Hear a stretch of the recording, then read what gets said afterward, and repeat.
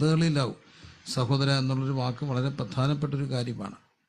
സഹ അധികം ഉദരം സമം സഹോദരൻ. ഒരു ഉദരം പങ്കുവച്ചവൻ്റെ പേരാണ്, ഒരു ഉദരം പങ്കുവച്ചവൻ്റെ പേരാണ് സഹോദരൻ. അതുകൊണ്ട് തന്നെ വേദപുസ്തകം പഠിപ്പിക്കുന്നു, സഹോദരപ്രീതി നിലനിൽക്കണം. ബന്ധങ്ങളിലേക്ക് ദൈവത്തിൻ്റെ കൃപയെ ചോദിച്ചു വാങ്ങിക്കുവാൻ നമുക്ക് കഴിയട്ടെ. ബന്ധങ്ങളൊന്നും ഇടരാതെ സൂക്ഷിക്കപ്പെടുവാനുള്ള കൃപ ദൈവത്തോട് ചോദിക്കാം. സഹോദരപ്രീതി നിലനിൽക്കട്ടെ. രണ്ടാമത്തെ ഒരു കാര്യം, അതിഥി സൽക്കാരം മറക്കരുത്.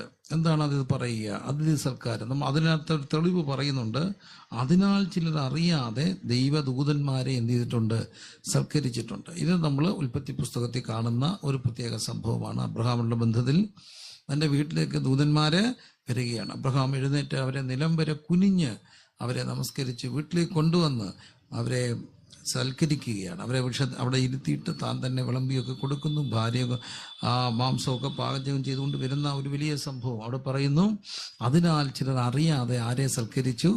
ദൈവദൂതന്മാരെ സൽക്കരിച്ചു. അർത്ഥം, ഒരു വീടിൻ്റെ അനുഗ്രഹം പ്രധാനമായും ബന്ധമാണ്, സഹോദരപ്രീതി. അതുകൊണ്ടാണ് ഇയ്യോബിൻ്റെ പുസ്തകത്തിൽ നാം കാണുന്നുണ്ട്. വേദപുസ്തകത്തിലെ പുരാതനമായൊരു പുസ്തകം, ഏറ്റവും ആദ്യകാലങ്ങളിൽ രചിക്കപ്പെട്ട ആ പുസ്തകത്തിൽ എഴുതിയിരിക്കുന്നൊരു ഭാഗമുണ്ട്. ഇയ്യോബ് ഭാര്യയും തനിക്ക് 7 ആൺമക്കളും 3 പെൺമക്കളും ഉണ്ടായിരുന്നു. പെൺമക്കളെ കല്യാണം കഴിപ്പിച്ച് വിട്ടിരുന്നു. പക്ഷെ അവിടെ നാം കാണുന്നു, ഓരോരുത്തരുടെയും ടേൺ ആകുമ്പോൾ അവരവരുടെ വീട്ടിലൊരു വിരുന്ന് നടത്തുകയും ആ സമയത്ത് കെട്ടിച്ചയച്ച പെൺമക്കളെ എല്ലാം തിരിച്ചു കൊണ്ടുവരികയും ചെയ്യും. അവരൊന്നിച്ചു കൂടും.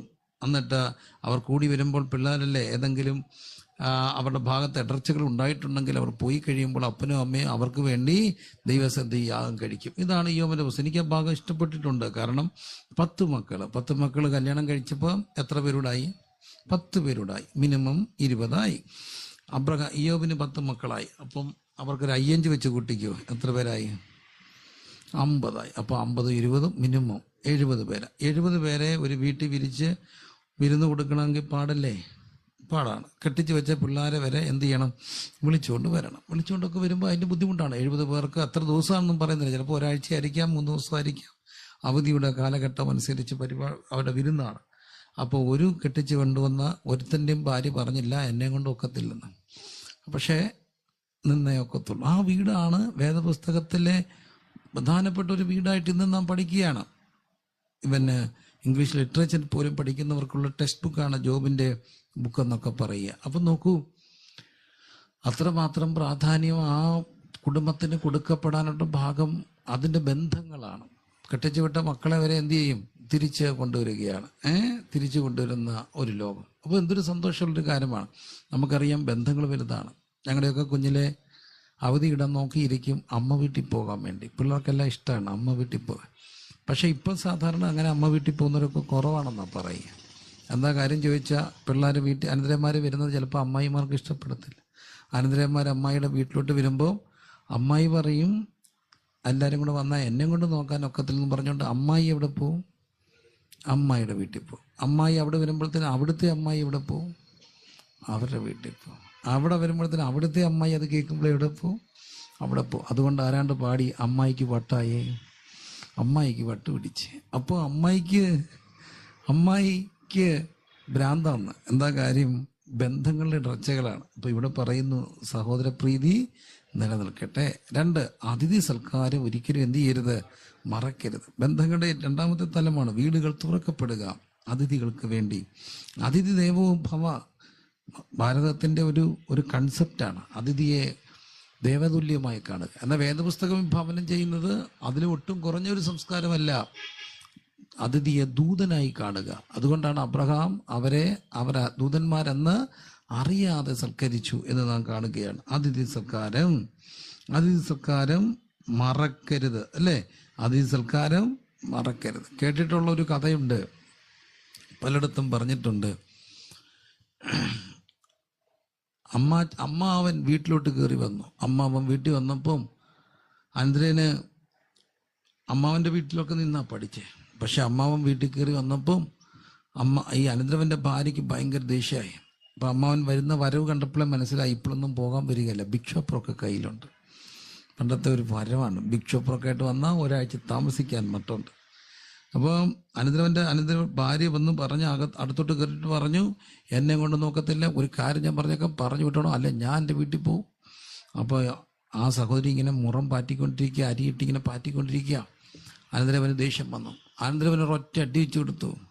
അടി വെച്ച് കൊടുത്തപ്പോൾ അവൾ ആ മുറം എടുത്ത് ഒരൊറ്റ ഏറ് വെച്ച് കൊടുത്തു. അടി ഏറ് നടന്നപ്പോൾ അമ്മാവൻ പതുക്കെ ബിഗ് ഷോപ്പർ എടുത്ത് അങ്ങ് ഇറങ്ങി പോയേക്കാം. അമ്മാവൻ പോന്ന് കണ്ടപ്പോൾ അനന്തരം വന്നിട്ട് അവളെ കെട്ടിപ്പിടിച്ച് ഉമ്മ കൊടുത്തിട്ട് പറഞ്ഞു, ഇടി നോവാതടിച്ചത് കണ്ടോടി. നാടകമായിരുന്നു, നോവാതടിച്ചത് കണ്ടോ. അപ്പോൾ അവൾ പറഞ്ഞെന്ന്, ചേട്ടാ തൂവാതെറിഞ്ഞതും കണ്ടോ. ഒരു മണി പോലും എന്ത് ചെയ്തില്ല, പോയില്ല. അമ്മാവൻ പുറത്തു നിന്നുകൊണ്ട് പറഞ്ഞു, പോകാതിരുന്നതും കണ്ടോ. അമ്മാവൻ പോയിട്ടില്ല.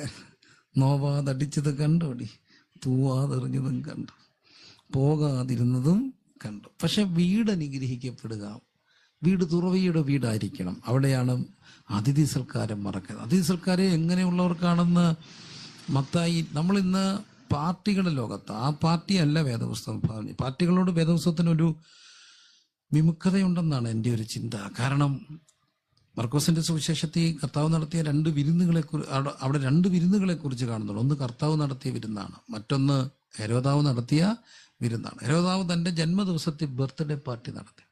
ബർത്ത്ഡേ പാർട്ടി മാത്രമല്ല നടത്തിയത്, അത് കഴിഞ്ഞപ്പോൾ ഒരു DJ ഡാൻസ് നടത്തി. ഡാൻസ് ചെയ്തത് ആരാ?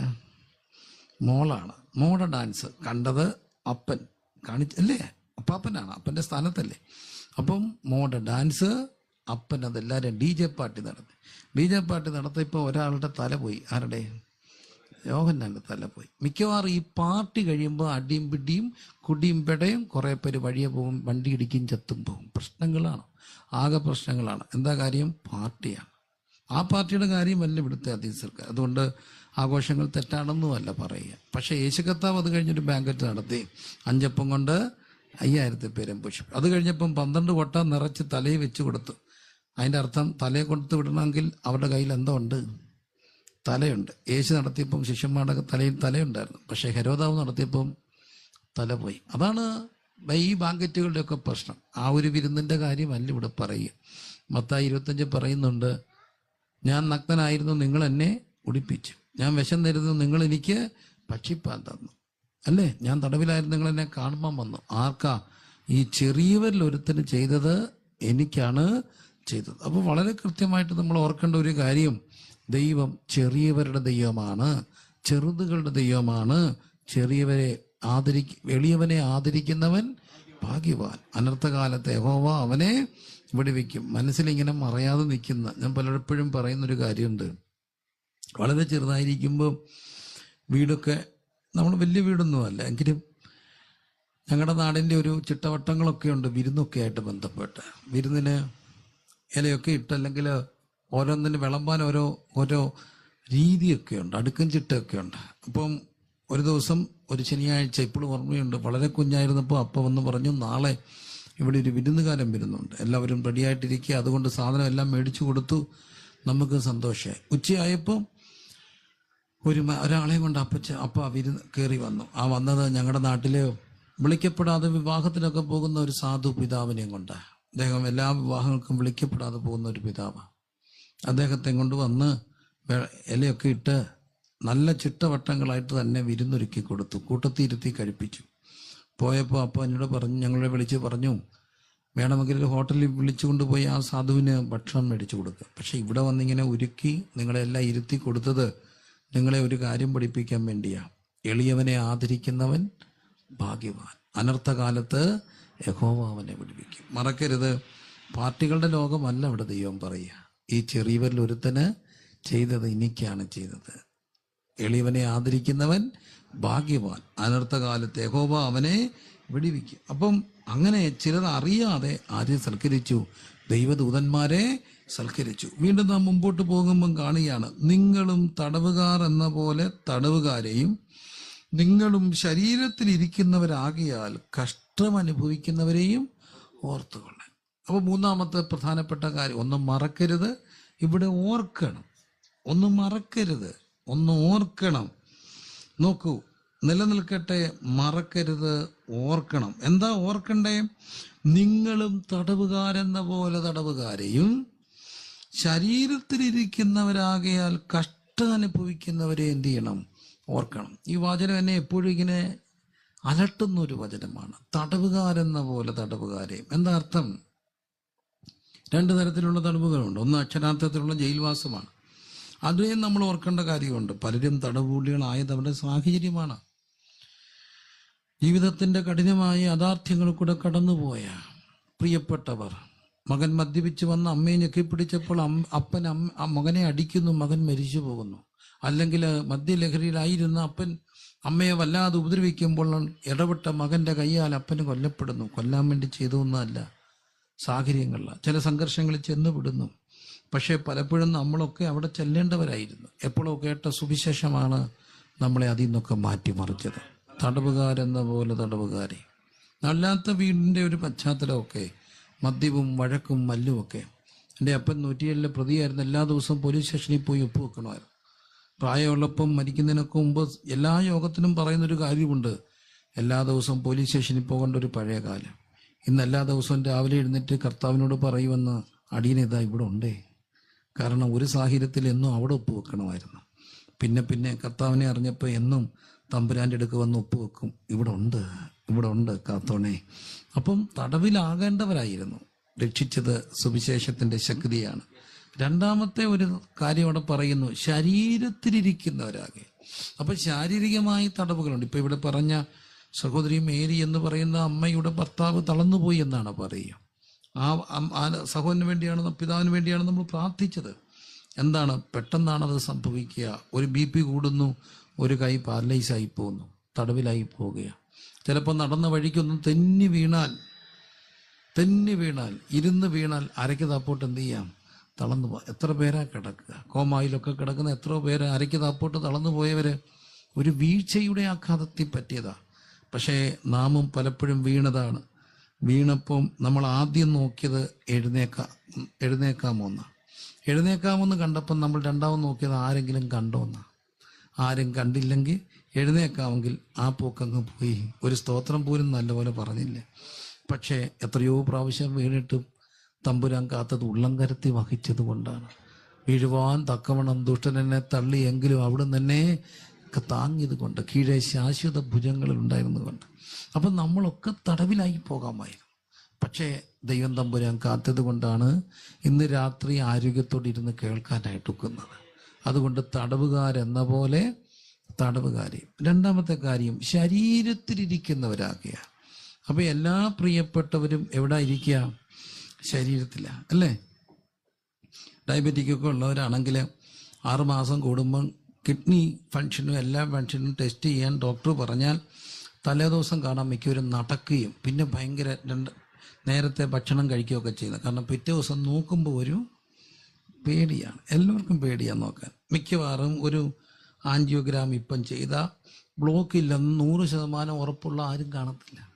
ഒരു മാമോഗ്രാം ചെയ്താലോ ഒരു സ്കാൻ ചെയ്താലോ ഒരു തടസ്സം ശരീരത്തിലില്ലെന്ന് ആർക്കും പറയാൻ കഴിയില്ല. പക്ഷെ നാം എല്ലാവരും ശരീരത്തിലാണ്. പിന്നെ ഇങ്ങനെ വണ്ടി ഓടുന്നതിൻ്റെ കാരണം ദൈവത്തിൻ്റെ മഹാദയ കൊണ്ടാണ്.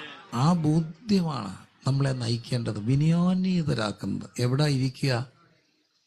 ശരീരത്തില്ല. എൻ്റെ പ്രാണസുഹൃത്ത് നല്ല ആരോഗ്യവാൻ, ഭയങ്കര വചനമൊക്കെ ഇങ്ങനെ കാണാപ്പാടാണ്. അപ്പോൾ അദ്ദേഹം ഒരു ദിവസം ശുശ്രൂഷയിലാണ്. സങ്കീർത്തനം വായിക്കാൻ എഴുന്നേപ്പിച്ച് ചേർത്ത് വായിക്കാൻ തുടങ്ങിയപ്പോൾ ഏത് സങ്കീർത്തനം പറഞ്ഞെന്നൊരു ഓർമ്മയിൽ വായിച്ചു. എന്നിട്ട് കുറച്ചു നേരം പാട്ട് പാടി. അപ്പോൾ ഏത് സങ്കീർത്തനമാണ് വായിച്ചത് പുള്ളി മറന്നുപോയി. അപ്പോൾ മുമ്പ് ഇരുന്ന ഒരു കൊച്ചനോട് ചോദിച്ചു, പുള്ളി അതിബുദ്ധിമന ഏതാടാ വായിച്ചേ? അപ്പോൾ അവനൊരു സങ്കീർത്തനം പറഞ്ഞു. ഇവനിനി ഉഴപ്പനാണെങ്കിലും അടുത്തിരുന്ന ആളോട് ചോദിച്ചു, അത് ശരിയാണോ? പുള്ളിക്കടുത്ത് ശരി. അപ്പോൾ ഇനി ഇത് രണ്ടും തെറ്റാണെങ്കിലും മോശമല്ലേ? പുറകിരുന്ന ഒരാളോട് ചോദിച്ചു, അമ്മച്ചി പറഞ്ഞ് ശരിയാ. അതോടുകൂടെ കാഴ്ച മങ്ങിയായിരുന്നു. പിന്നെ ബുദ്ധിമുട്ടിൽ ഞാൻ അദ്ദേഹത്തെ കൊണ്ടുപോയി സ്കാൻ ചെയ്തപ്പോൾ മസ്തിഷ്കസ്ഥി ബ്രെയിൻ ട്യൂമറാ. ഒറ്റ ദിവസം സങ്കീർത്തനം വായിച്ചുകൊണ്ടിരുന്നപ്പോൾ കണ്ണു കുഴഞ്ഞപ്പോൾ അറിയുക എന്താ സംഭവിച്ചത്. പിടിച്ചിരുന്ന് ഒരാഴ്ചയൂടെ വായിച്ചു. അടുത്ത ആഴ്ചയിലും സെയിം സംഭവം. മനസ്സിലായി താളം തെറ്റുകയാണ്. പിന്നെ ഓപ്പറേഷൻ, അത് സക്സസ് ആയില്ല. രണ്ടാമത് ആസ്തറിൽ ഓപ്പറേഷൻ, അതും സക്സസ് ആയില്ല. ഇപ്പം മെനിഞ്ചൈറ്റിസ് വന്ന് കണ്ണ് തുറക്കാൻ ഞാൻ ഏറെ വിളിച്ചിട്ടും കണ്ണ് തുറക്കാൻ വിളിക്ക് പ്രതികരിക്കാത്ത ഒരു സഹോദരനെ കണ്ടിട്ടാണ് വരിക. ഒറ്റ ദിവസം കൊണ്ടാണ് അത് സംഭവിച്ചത്. എല്ലാവരും എവിടെ ഇരിക്കുക? ശരീരത്തിൽ. അതുകൊണ്ടാണ് പാട്ടുകാരൻ പാടുക, ഇന്നലെ മിന്നിയ ഉന്നത ശ്രേഷ്ഠർ അന്യരാണ് ഇന്നീ മണ്ണിൽ, എന്നാലോ സാധു ഞാൻ സന്നിധി നിന്നത് പൊന്നേശുവേ കൃപയ. എന്തുമാത്രം വിനയാന്യതരാകണം നമ്മൾ. ഞാനും നിങ്ങളും എല്ലാം ശരീരത്തിലാണ്. എല്ലാവരും എവിടെയാണോ നിങ്ങൾ ഇരിക്കുക അവിടെ നിന്നുകൊണ്ട് കരങ്ങൾ ഉയർത്തി ദൈവത്തോടൊന്ന് പറഞ്ഞേ. വളരെ ശാന്തമാണ് ഇന്ന് രാത്രി. ചിന്തിച്ചുകൊണ്ട് പറയുക, ഞാൻ ശരീരത്തിലായിരിക്കുക. എന്നെ വല്ലാതെ അസ്വസ്ഥപ്പെടുത്തിയ ഒരു ജീവിതാനുഭവമുണ്ട്. ഇന്നും അത് ഓർക്കുമ്പോൾ എനിക്ക് സങ്കടമാണ്. എൻ്റെ ഏറ്റവും അടുത്തൊരു സുഹൃത്ത്, എനിക്ക് PGക്ക് പഠിക്കുമ്പോൾ ഏറെ സ്നേഹിച്ച ഒരു സുഹൃത്ത്, അവനെന്നും ഉച്ചയ്ക്ക് വരുമ്പോൾ ഒരു പൊതിയൊക്കെ ആയിട്ട് വന്നാൽ 2 പേർക്കുള്ള ഭക്ഷണം, അല്ലെങ്കിൽ 2 പൊതി, അതിനകത്ത് ഒന്ന് എനിക്കുള്ളതാ, അല്ലെങ്കിൽ 2 പേരുടെ ഭക്ഷണം. അങ്ങനെ ഒരമ്മ പെറ്റ മക്കളെ പോലെ ഏതാണ്ടൊരു 2 വർഷം തികച്ചു. അതിനകത്ത് ഒരു വർഷത്തെ അവനോട് ഏറെ അടുക്കുക, സെക്കൻഡ് ഇയർ ആയപ്പം.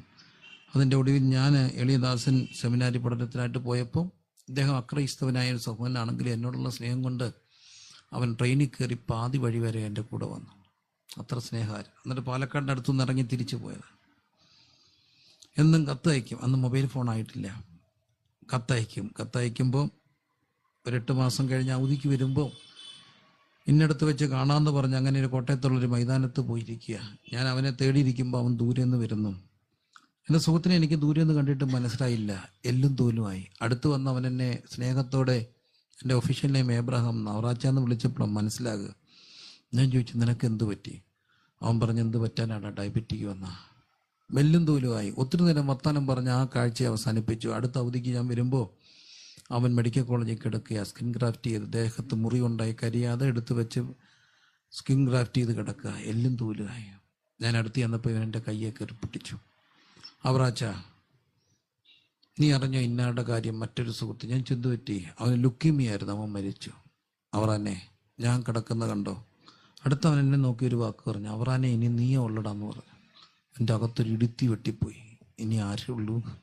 ഞാനേ ഉള്ളൂ. ഞാൻ പറഞ്ഞു, നച്ചല് പറയൂ, ചിലക്ക് ഈ കരുനാക്ക് കൊണ്ട് പറയൂ എന്നൊക്കെ പറഞ്ഞു. ഞാൻ പറഞ്ഞിട്ടാ, നിനക്കൊന്നും പറ്റില്ല. ഞാനങ്ങ് പറഞ്ഞതേ ഉള്ളൂ. അധികം താമസിച്ചില്ല, എൻ്റെ സുഹൃത്ത് മരിച്ചു. മരിക്കുന്നതിൻ്റെ തലേരാത്രിയിൽ അവൻ അമ്മയോട് പറഞ്ഞിരുന്നു, എന്നെ വിളിച്ചിട്ട് കാണിച്ചിട്ടേ അടക്കാവുന്നു. അവരെന്നെ അറിയിച്ചു. ഞാനങ്ങനെ കാണാൻ ചെല്ലുമ്പോൾ ഇച്ചിരി ലേറ്റായി. ഞാൻ ദൂരെ നിന്ന് വരികയാണ്. ഞാൻ ചെല്ലുമ്പോൾ അവിടെ മുഹൂർത്തമൊക്കെ ആയി അടക്കത്തിൻ്റെ. എല്ലാവരും ചോദിക്കുന്നു, പാസ്റ്റർ വന്നോ? ഞാൻ ചെന്ന് അവിടെ നിൽക്കുമ്പം ബോഡി എടുത്ത് എൻ്റെ സുഹൃത്തിനെ കണ്ടു. എടുക്കുമ്പോൾ അവർ പറഞ്ഞു, നീ ഇവിടെ പിടിക്കുക. ഞാൻ ചോദിച്ചെന്താ? അവൻ പറഞ്ഞിരുന്നു ഞാനും പിടിക്കണോ. ഞാനിവിടെ കൊണ്ട് പിടിച്ച് ചെതയ്ക്കകത്ത് കൊണ്ട് വെക്കുമ്പോൾ എനിക്ക് മനസ്സിലായി, ഇനി ഞാനേ ഉള്ളൂ. വെറും ഒരു 5-6 വർഷത്തെ ഡയബറ്റിക്കിനകത്ത് സുഹൃത്ത് പോയി. 10, 20, 30, 40 ഒക്കെ വർഷമായിട്ടും എന്നും ഇങ്ങനെ നടത്തപ്പെടുന്നത് ഡയറ്റിൻ്റെ കൊണ്ടുകൊണ്ടോ എടുക്കൊണ്ടൊന്നും അല്ല.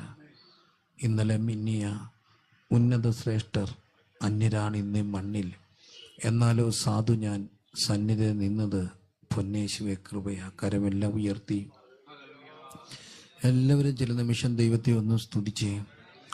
ഇന്ന് രാത്രി സ്തുതി ഉയരട്ടെ. നിങ്ങളുടെ ഭവനങ്ങളിൽ ഇരുന്നു കൊണ്ട് ദൈവത്തെ ഒന്ന് സ്തുതിക്കുക. എത്ര പേരാ കോവിഡ് വന്ന് മരണപ്പെട്ടത്? കോവിഡ് വന്ന് മരണപ്പെടുന്ന സമയത്ത് അതിലെ ഒരു ശുശ്രൂഷ രംഗത്ത് ഞങ്ങളുടെ ദേശത്ത് നിൽക്കുവാൻ ചെറിയൊരു ഭാഗ്യം ലഭിച്ചു. പ്രിയപ്പെട്ട അമ്മ മരിച്ചു. ആ മോള് മരിക്കുമ്പോൾ എളിവരും ഉണ്ട് എടുത്തു വെക്കാൻ. ചിതയിലിട്ട് ആ അമ്മയെ, സഹോദരിയെ എടുത്ത് വെക്കുമ്പം, ഗ്യാസ് ചേമ്പറിൽ വെക്കുമ്പോൾ ഓടി വന്ന ഒരു മകളുടെ അലർച്ച ഇപ്പോഴും ചെവിക്കകത്തിരിപ്പുണ്ട്. എൻ്റെ അമ്മയെ ചിതയ്ക്കകത്ത് വെക്കല്ലേ, അമ്മയ്ക്ക് പൊള്ളും, അമ്മയ്ക്ക് പൊള്ളും, അമ്മയ്ക്ക് പൊള്ളും. ആ പെൺകുട്ടിയെ പിടിച്ചു നിർത്തുവാൻ കരങ്ങൾക്ക് ശക്തി പോരായിരുന്നു. പക്ഷേ എന്തൊക്കെ വന്ന് കയറിപ്പോയിട്ടും എന്നും ബാക്കി നിൽക്കുന്നുണ്ടെങ്കിൽ അതിൻ്റെ അർത്ഥം ദൈവത്തിനൊരു ഉദ്ദേശമുള്ളത് കൊണ്ട്. എന്തിനാ ഉദ്ദേശം? 2 ഉദ്ദേശമാണ്. ഒന്ന്, തടവുകാരെ കാണുവാൻ. തളർന്നൊക്കെ പോകുന്നവർ ജീവിതത്തിൻ്റെ തടവുകളില്ല. അവർക്കൊരാഗ്രഹമുണ്ട് ആരെങ്കിലും വന്ന് കാണണമെന്ന്. അതുകൊണ്ട് എന്നെ കേൾക്കുന്ന പ്രിയപ്പെട്ടവരെ, ആരോഗ്യമുള്ളവർ രോഗീ സന്ദർശനം നടത്തണം. എന്തുകൊണ്ടാണെന്ന് ചോദിച്ചാൽ, തടന്നു കിടക്കുന്നവരെ പോയി കാണണം. കാരണം ഞാനും നിങ്ങളുമൊക്കെ നിൽക്കുന്നത് അവർക്ക് വേണ്ടിയാണ് ദൈവം നിർത്തിയിരിക്കുക. തടവുകാരെന്ന പോലെ തടവുകാരെയും ശരീരത്തിലിരിക്കുന്നവരാകയാൽ കഷ്ടാന് ചിലപ്പോഴൊക്കെ ദേഷ്യമോ ദണ്ണമോ ഒക്കെ വരുമ്പോൾ നാം വിരലൊക്കെ ചൂണ്ടുന്നവരാ, കൈയൊക്കെ എടുക്കുന്നവരാ. ആരുടെ നേരെയും കൈയെടുക്കരുത്, ആരുടെ നേരെയും വാശി വെച്ചുകൊണ്ടിരിക്കരുത്. കാരണം ഞാനും നിങ്ങളും എല്ലാം മനുഷ്യരാണ്, തടവിലാണ്. ഒരു സഹോദരി, എക്സ് എന്ന് പറയുന്ന ഒരു സഹോദരി എളിയദാസനെ പലപ്പോഴും വിളിച്ചു. കാരണം ഭർത്താവ് പൈസ അയക്കാൻ വിദേശത്തും താമസിപ്പിച്ചപ്പോൾ അവൾക്കത് ദേഷ്യമായി. അതുകൊണ്ട് തന്നെ വാശിയിൽ ഫോൺ വിളിച്ചത് കട്ട് ചെയ്തു. ആ സഹോദരൻ പൈസ അയച്ചു.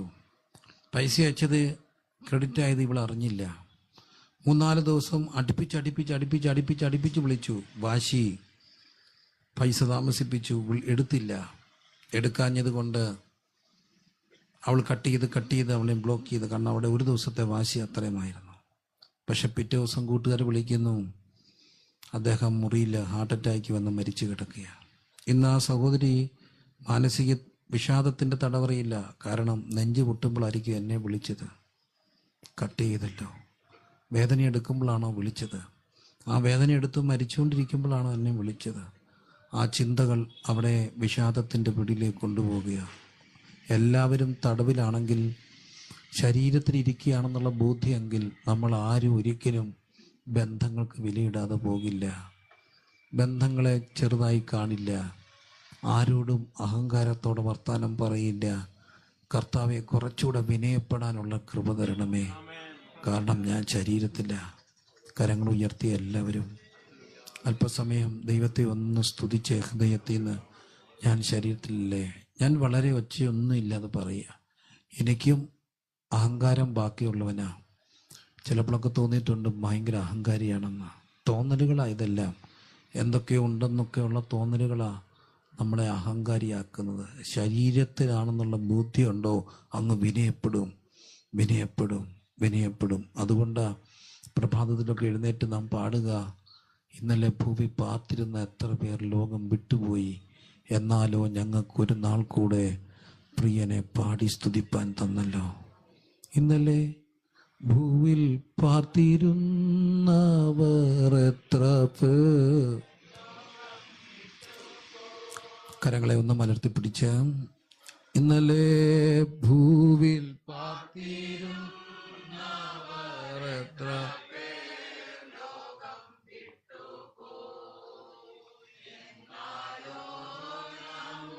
ഒരു നാൾ കൂടെ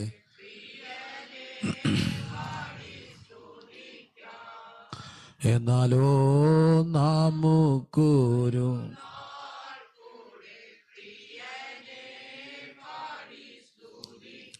കൊടുങ്കാറ്റുണ്ടി വനദേശത്തൻ പ്രിയനെ എന്നെ വിടല്ലേ. കൊടുങ്കാറ്റുണ്ടി വനദേശത്തൻ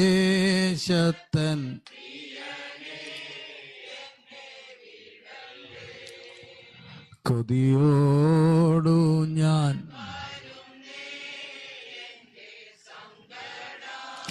അങ്ങു തീർക്കണേ. കൊതിയോടു ഞാൻ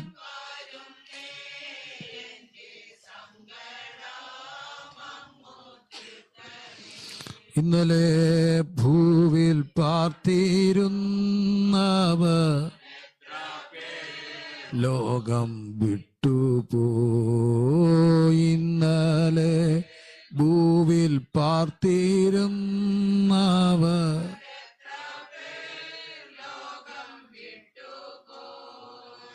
എന്നാലോ നമുക്കൊരു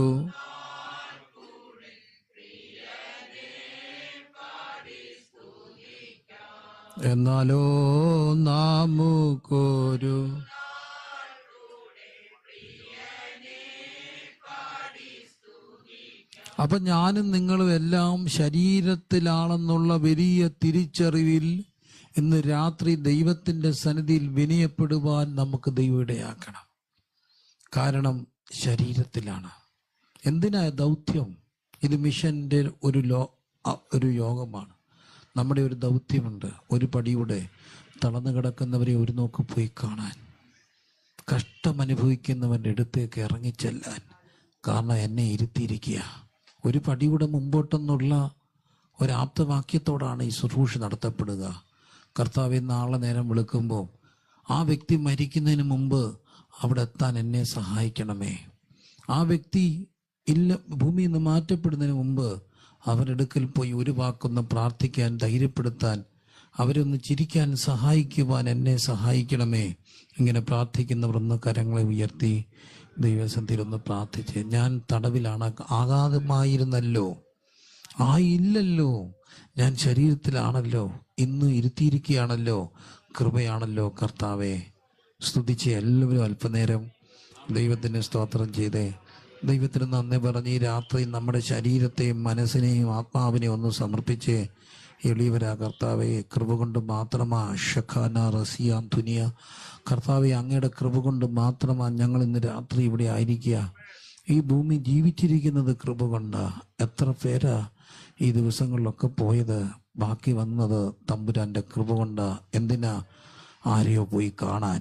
ഈ മിഷന് ഒരു പക്ഷേ നമുക്കങ്ങ് ദൂരെയൊന്നും പോയി കർത്താവിൻ്റെ വേല ചെയ്യാൻ ഒത്തില്ലെങ്കിലും നമ്മുടെ അയൽവക്കത്ത് തളർന്നു കിടക്കുന്ന ഒരാളെ ഒന്ന് കാണുവാൻ, വിഷമിച്ചിരിക്കുന്ന ഒരാളുടെ അടുക്കിലേക്കൊന്ന് ചെല്ലുവാൻ, എൻ്റെ കരങ്ങൾക്ക് ശക്തി കിട്ടണേ, എൻ്റെ കാലുകൾക്ക് ബലം നൽകണമേ, എനിക്ക് അവിടേക്ക് പോകാനുള്ളൊരു ഊർജം നൽകണമേ എന്ന് പ്രാർത്ഥിക്കുന്നവർ ഒരാളെയെങ്കിലും ഒന്ന് ഓർത്ത്, ഞാൻ ചെന്ന് കാണേണ്ട ആവശ്യമുള്ള ഒരാളെ മനസ്സിൽ കണ്ടെന്ന് പ്രാർത്ഥിച്ച് അവിടെ ഒന്ന് ചെല്ലുവാൻ, അവരുടെ അടുത്ത് അല്പനേരം ഇരിക്കുവാൻ.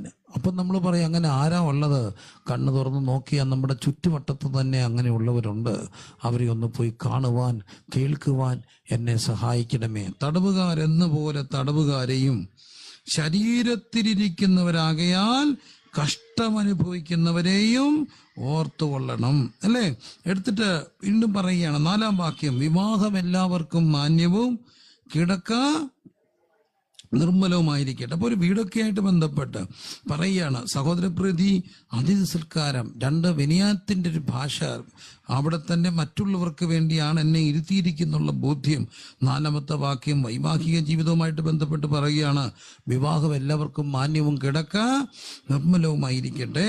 എന്നിട്ട് അടുത്ത വാക്യം, എന്നാൽ ദുർനടപ്പുകാരെയും വ്യഭിചാരികളെയും ദൈവം വിധിക്കും. വളരെ ഗൗരവപ്പെട്ട ഒരു കാര്യമാണ്. എന്താണ് ദുർനടപ്പ്? എന്താണ് വ്യഭിചാരം? മാരിറ്റൽ ബോണ്ടിന് മുമ്പുള്ള ബന്ധമാണ് ദുർനടപ്പ്. Either or one party is married, that relationship is known as adultery. ഇന്ന് നിയമത്തിന്റെ ഭാഷയിൽ പോലും ആ ഒരു പദമൊന്നുമില്ല. കാരണം പരസ്പരം കൺസെന്റ് ആണെങ്കിൽ ആർക്കും കേസെടുക്കാൻ ഒക്കില്ല. പക്ഷെ വേദപുസ്തകത്തിന്റെ നിയമം ശക്തമാണ്.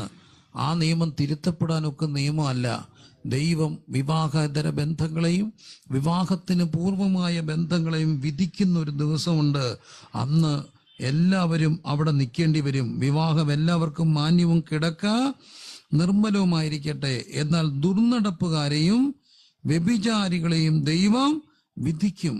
അടുത്തത്, നിങ്ങളുടെ നടപ്പ് ദ്രവ്യാഗ്രഹമില്ലാത്തതായിരിക്കട്ടെ, ഉള്ളതുകൊണ്ട് തൃപ്തിപ്പെടുവിൻ. അടുത്ത പ്രധാനപ്പെട്ട ഒരു കാര്യമാണ് ബന്ധങ്ങളിൽ വിശുദ്ധി. ദൈവം നമ്മളെ പ്രധാനമായി ആയിരിക്കുന്നത് നമ്മുടെ ദാമ്പത്യ ജീവിതത്തിന്റെ വിശുദ്ധിയാണ്, ജീവിതത്തിന്റെ വിശുദ്ധിയാണ്. ഇന്ന് ബന്ധങ്ങളെ വിശുദ്ധമായി കാണാൻ കഴിയാത്ത, ജീവിതത്തിന്റെ ആ വിശുദ്ധിയെ ഒരു ഗൗരവമായി കാണാത്ത ഒത്തിരി പേര് നമ്മുടെ ചുറ്റും കാണാൻ കഴിയും. അല്ലേ? ഒത്തിരി പേരെ കാണാനായിട്ട് കഴിയും. ടീഷർട്ടിലൊട്ടും മറ്റും പ്രിന്റ് ചെയ്ത് നടക്കുന്നവരുണ്ട്.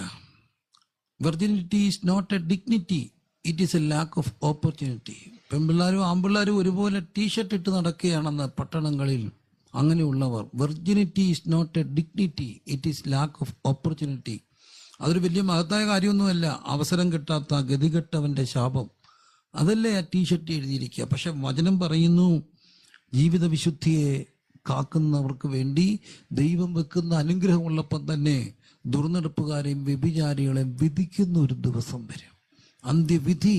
ആ വിധിക്ക് മുമ്പിൽ നാം വിറങ്ങലിച്ച് നിൽക്കാതിരിക്കണമെങ്കിൽ ഈ കൊച്ചു ജീവിതം വിശുദ്ധമായിരിക്കണം. നോക്കൂ, പറയുകയാണ്, വിവാഹം എല്ലാവർക്കും മാന്യവും കിടക്ക നിർമ്മലവുമായിരിക്കട്ടെ, എന്നാൽ ദുർനടപ്പുകാരെയും വ്യഭിചാരികളെയും ദൈവം വിധിക്കും. 5-ാം വാക്യം, നിങ്ങളുടെ നടപ്പ് ദ്രവ്യാഗ്രഹമില്ലാത്തതായിരിക്കട്ടെ, ഉള്ളതുകൊണ്ട് തൃപ്തിപ്പെടുവൻ. വളരെ ഗൗരവപ്പെട്ട ഒരു കാര്യം അവിടെ പറയുകയാണ്. Be content with what you have.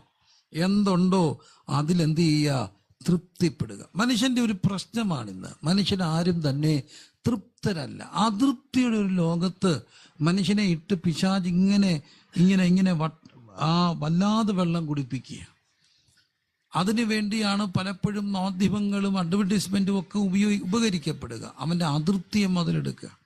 ഒരു തരത്തിലൊരു വണ്ടിയൊക്കെ എടുത്ത് അതിന്റെ ലോൺ ഒന്ന് തീരാറാവുമ്പോൾ താണ്ട് പടപടാന്ന് കോള് വരും. ഇന്ന കമ്പനിയിൽ നിന്നാ, ചേട്ടനല്ലേ, ഫ്രീ ആണോ, 5 മിനിറ്റ് സംസാരിക്കാം. എന്താ കാര്യം? നിങ്ങളുടെ വണ്ടിക്ക് പുതിയ ലോൺ ഇടാം, ആകർഷമായ ഓഫർ.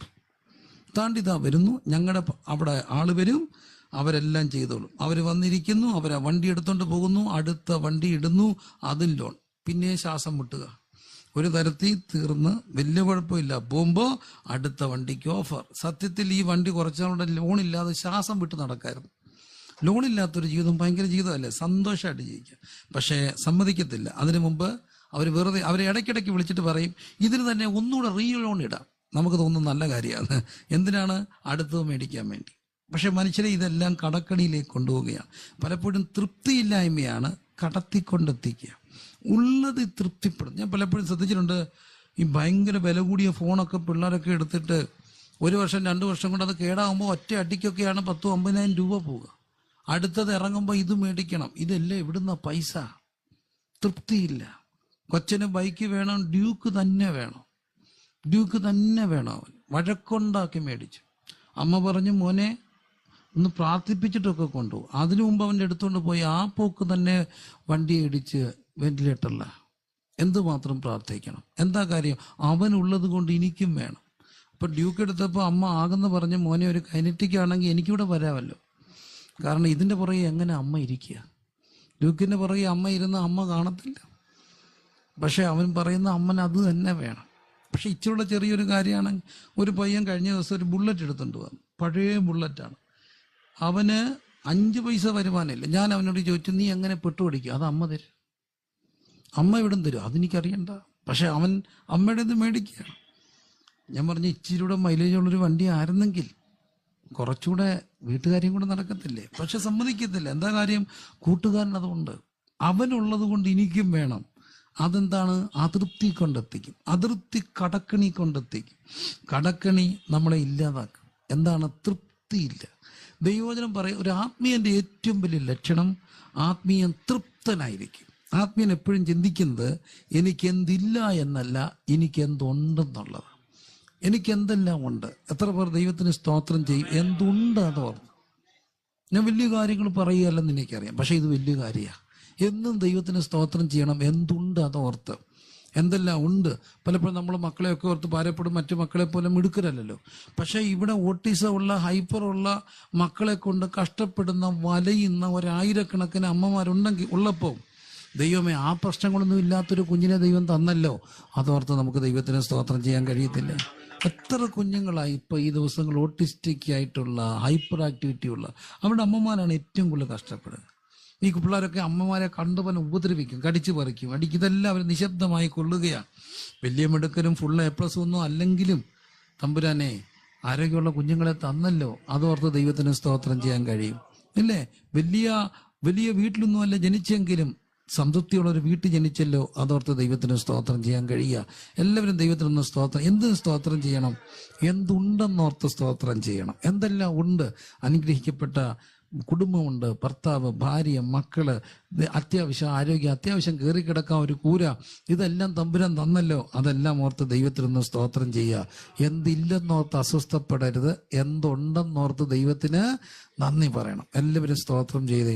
നമ്മുടെ ബന്ധങ്ങളെ ഓർത്ത്, നമ്മുടെ വീട് ഓർത്ത്, നമ്മുടെ ആരോഗ്യം ഓർത്ത്, നമുക്ക് തന്ന കുഞ്ഞുങ്ങളെ ഓർത്ത്, നമുക്ക് തന്ന പേരൻസിനെ ഓർത്ത്, നമുക്ക് തന്ന ആത്മീയ ജീവിതത്തെ ഓർത്ത്, നമുക്ക് തന്ന എല്ലാ ചെറിയ സൗകര്യങ്ങളെ ഓർത്ത് ദൈവത്തിന് എല്ലാവരും ഹൃദയം നിറഞ്ഞ് സ്തോത്രം ചെയ്താട്ട് സ്തുതിക്കുക. എപ്പോഴും സ്തുതിക്കുക. എന്തോർത്ത്?